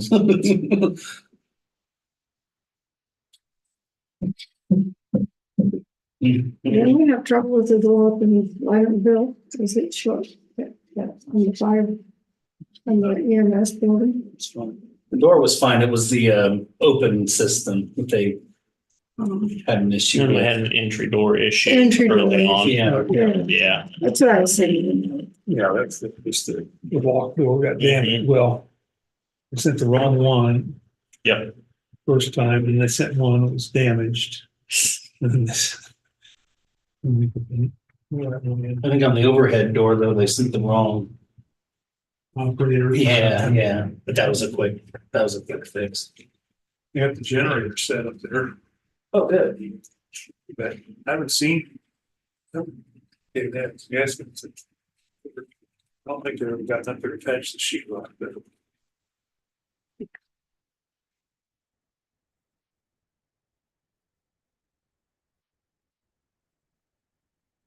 Good though, grass is coming in. Yeah. Man. Mowed it. I haven't been up that way for a while now. For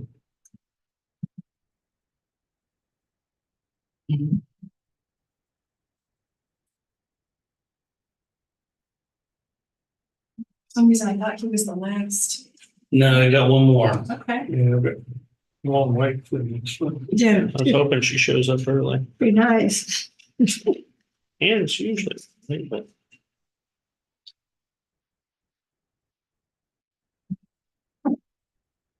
probably not today. It's running late today. Yeah, it just started out. Yeah, like that happened to us over in Ogden, last one. Yeah. That's because apparently there was miscommunication. That's something. Came over here. Yeah. I've been the only individual that was miscommunicated. That's the one.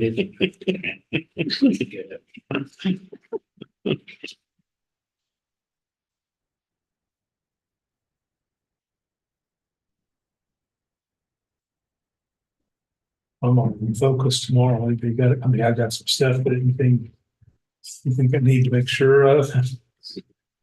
Yeah. You gotta memorize all these budgets. Yeah. There you go. Give them all the numbers. If they have questions, I'll have all the numbers. If you want to make people run real fast from the radio, just start talking about budget here. You go ahead and wait down the estimated mill levy evaluation while you're at it.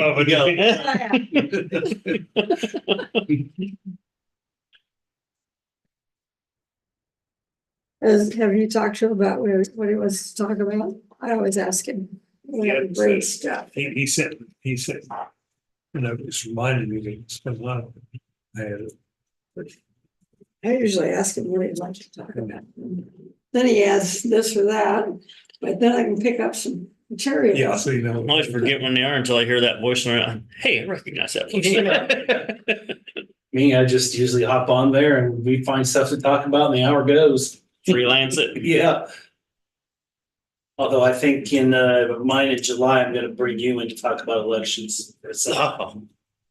Yeah, you had because it'll said be by something. that, it'll be You that had said time. something.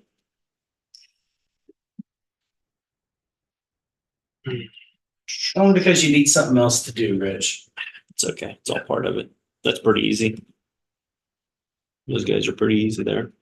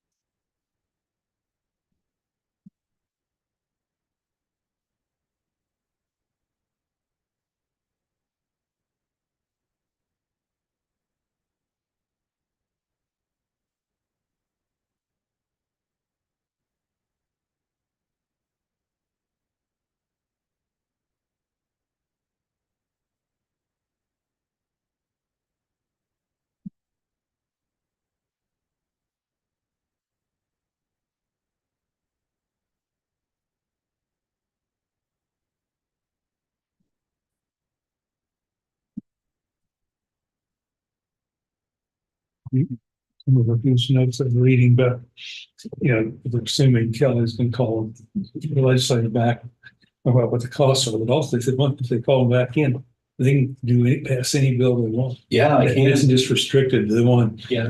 But then he said, but it's campaign year. They're probably not going to want to do too much. They're going to just get in there and get it done and get it back out. I think I heard the total $84,000. So I heard today. What is that? Just- Yeah, For- That's special legislative. it has to follow, it has to, yeah, it has to follow to some specific guidelines, but.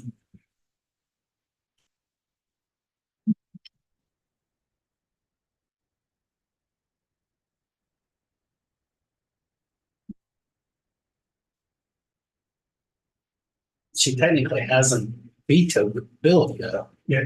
Well, what she said she was. So over the weekend, she. Oh, did she? Yeah. She had a lot of extra junk. Yeah. They had the dark store in the competition. I'm going to throw it in too. You really need to. You really need to work on all those separate.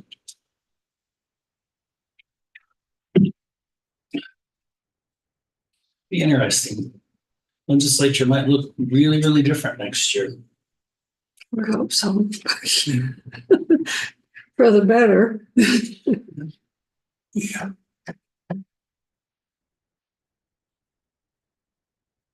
Titus was talking about running for Senate. He did, he filed. Did he? Yeah. Anybody filed for his?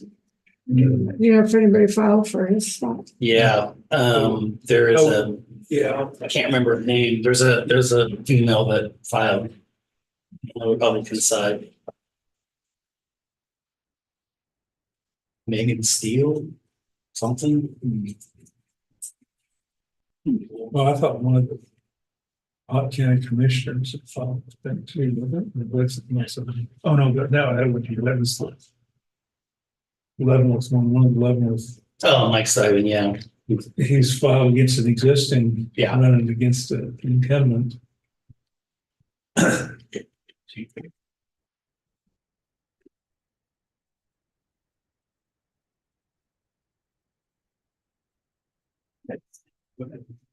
And they had somebody lined out, they set up there to run against Proctor too. I haven't seen it, but I Yeah. just from personal contact with people up there. That here too. Well, and that's what, oh, why can't it run against Hawk over here? Bowser is running against Kyle. Yeah, saw that.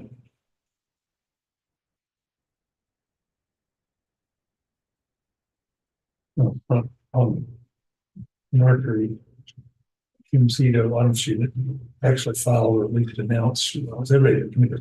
It's known. Yeah, I It's don't know if she's official now. actually filed. I know she was out It's- collecting signatures. Oh, that was she. That's Gotcha. probably why she's not We filed. still got time. Yeah. I don't know if she said she- I said she filed. Did she? She filed. Really. She must have got the signatures in. Yeah, I said, oh, okay. Yeah, she got the signatures. Said she's already raised over $40,000. Really? I heard that from somebody else that she started raising money since she lost last year. Why, she may have had some money left over too. A lot of that was not even in district. Yeah, it's not here.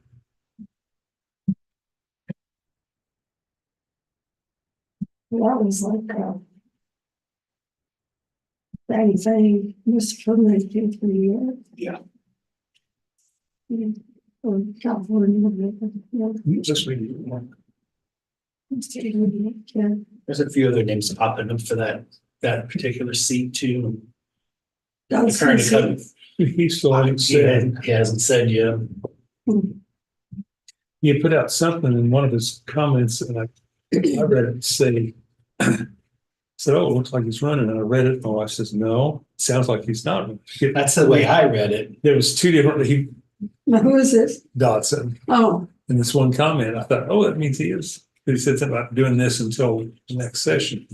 And he goes, no, that means that she thought, man, it sounds like he'll keep working this year and then he's done. That's the way I read it, but yeah, I read it saying, oh, he's just doing this until the next session. But then when she said that, yeah, I can see it that way too.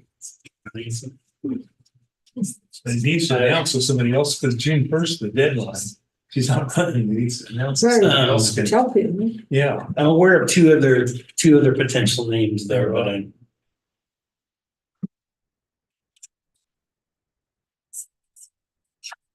we'll see. Oh, we'll see. We have to see what the city does. That could make everything real interesting. If they were going to just go to the general election. I think they've got to be figuring that out like now because that deadline's the 3rd.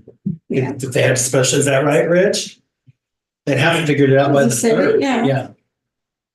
Because then they'd have to go on the general ballot with a whole Yeah, bunch but of if- names. But like he said, if more than 3 file, you have to have a primary. So he's Of the testing. city, really. Yeah, But there's non-partisan. I know there's more than 3. If more than 3. Yeah, you have to have primary. Well, good. She's here early. Yay. Want to go ahead and take these now? Yeah, let's go ahead and do it. Okay. Get it. Back to the sketch. Surprise. We're just sitting here. Well, good afternoon, commissioners. It's a rainy day, but we need the rain and I'll take it. It's not thundering, it's not lightning. We were talking about that earlier. This is the kind of rain we want. Yes, it is. We cleaned headstones over the weekend. It's going to be good for that. Mhm. Well, thank you for the opportunity to visit with you here today. Kidding. So today, and I understand that you're pressed for time, so I won't take very long, but we just wanted to go over with you some updates. We also submitted some information to you regarding our budget request, and so any questions you have, I'll be happy to take those. We've actually, in 2026, out of us will be 50 years old. Really? Yes. Wow. So we're already thinking about that time frame, and it's quite amazing to think about. It's 1976, so I was in grade school, and so it's pretty. I was almost here. Brittany, you want to chime in? No. It wasn't me, Brittany. But that's a long time in the life of the community to have, a community service like public transportation, so we're very proud of that. I want to share with you just briefly, we come to you every year and we tell you about who we are and what we stand for. And this year, we wanted to give some of our local community members the opportunity to share that information as well, and from their perspective. So why is public transit important? Yeah, I mean, public transit, the better public transit you have, the more people want to be here, more people want to stay here, more people want to work here, but public transportation is everything. I'd love to see it expanded out even more than what it is now, keep expanding, where it's easier to use and more people wanting to. Then we asked Jared to share with us, the importance of public transit to the people that he serves.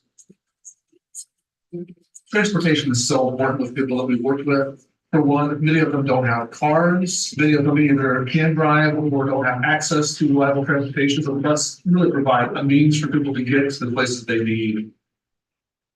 And then Dave Baker, I don't know if you all know Dave, but he's quite a legend in Manhattan. I think it's really important for the simple fact that there are a lot of people that don't have transportation to get to and from in this community. I think it's very important because there's a lot of people that this is the only way they can get around.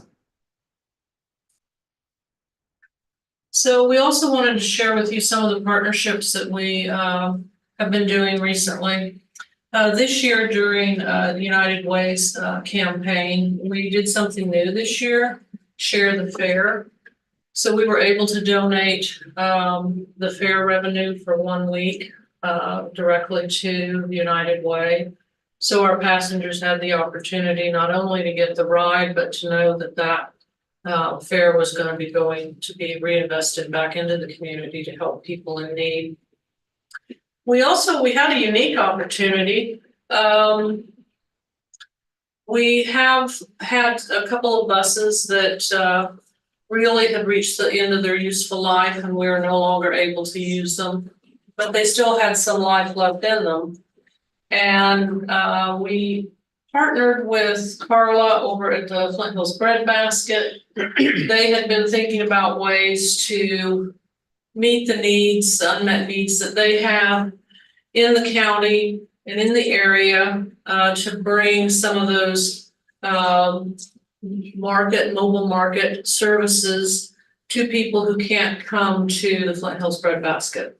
So we donated a bus to Flint Hills Bread Basket. They have been remodeling it. They're going to put shelves inside the vehicle. They've taken out all the seats and they've rewrapped it. And it's going to be able to travel to Ogden, to Northern Riley County, to bring their services to folks in those areas. And then another service that we started last year was with Manhattan Parks and Rec Service. For anybody that gets a pool pass, they also receive free bus passes. And that was a really fun, but I think also impactful partnership that we had last year. We're going to do that again this year. And then through a donation that we received from a grant from the Deal Foundation, the Deal grant through the Community Foundation, we were able to distribute over 1,000 passes to a variety of organizations throughout the community, including Be Able and the Shepherd's Crossing. There was 10 organizations. So the Senior Center, Shepherd's Crossing, Be Able, the Emergency Shelter, the Crisis Center, the Free Clinic, the Salvation Army. I know I'm missing the Fit Closet, the school district, and there's like 2 more and I can't think of them right now. Daphne is our marketing and communication specialist. So she actually wrote the Deal grant. So we were really glad to receive that last year. And then we also have been investing in the community as well. Last year, we completed our project with the City of Manhattan for 600 points. We brought nearly $600,000 of federal funds to that project. We've also got a project ongoing at Fremont and North Manhattan. That's another $330,000 as well. And so we're really excited about that one. But we're also investing in our facility located at Riley County Public Works. We're investing $1 million in upgrades to the building. We're expanding, adding 3 offices, and expanding our parking lot. And I will mention to you that we are not using any local dollars in this project. It was fully funded by state and federal funds. So where public transportation goes, the community grows. K-18 connector is one of our most important services, and it has been very robust. It's increased by 28% in the last year, and it connects Ogden with Manhattan. And you can see there that Kim Romanowski from the Ogden Community Center regards it as a very important outreach to the people of Ogden. So we have some current and planned growth we want to talk to you about. We are getting ready to do a transit analysis study that will look at our current resources and how we can better use those resources more efficiently and more effectively. We'll be completing the building expansion later this summer. We're also looking at rewrapping our fleet. And then we also are looking to expand our local partnerships as well. I'm sure you all already know this, but just very briefly, 70% of our operations are funded with federal and state funds. And we have to have a 30% local match in order to access those funds. We receive funding from the City of Manhattan, Riley County, Potawatomi County, K-State, and then we also have a variety of different service contracts from local businesses, United Way, organizations like the Deal Grant, also MATC, and Manhattan Housing Authority as well. And just as a brief reminder, our fare revenue is not considered local match. It's one of those vagaries of the federal government that they don't let you use that as your local match. So basically, our funding currently is sustaining current service levels, but it does not give us opportunity for any growth. Growth will only occur with some increased funding. We would like to be able to provide additional ADA improvements to bus stops and sidewalks in the communities we serve, and to look at improved amenities as well. And we are going to have to eventually look at buses. I think I've mentioned this to the commission before, but the price of the cutaways has doubled. The quality has gone down, comparatively speaking, as well. Our newest vehicles we received in 2021, we had 5 buses. We've had to replace 3 of the 5 engines and transmissions. And it's an issue with Ford and the quality of the engines we're getting. And so we're not in a situation unlike every other provider in Kansas. So we're talking to our peers as well as to KDOT as well to figure out what's the next best step for our community. Because spending $150,000 on a bus and say it's only going to last 5 years is really not an acceptable position for us to be in. So I will be happy to take any questions that you have. And thank you again for your time to visit with you.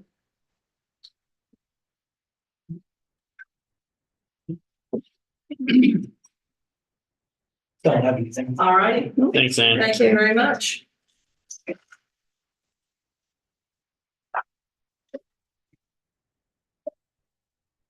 Stay dry. Yeah.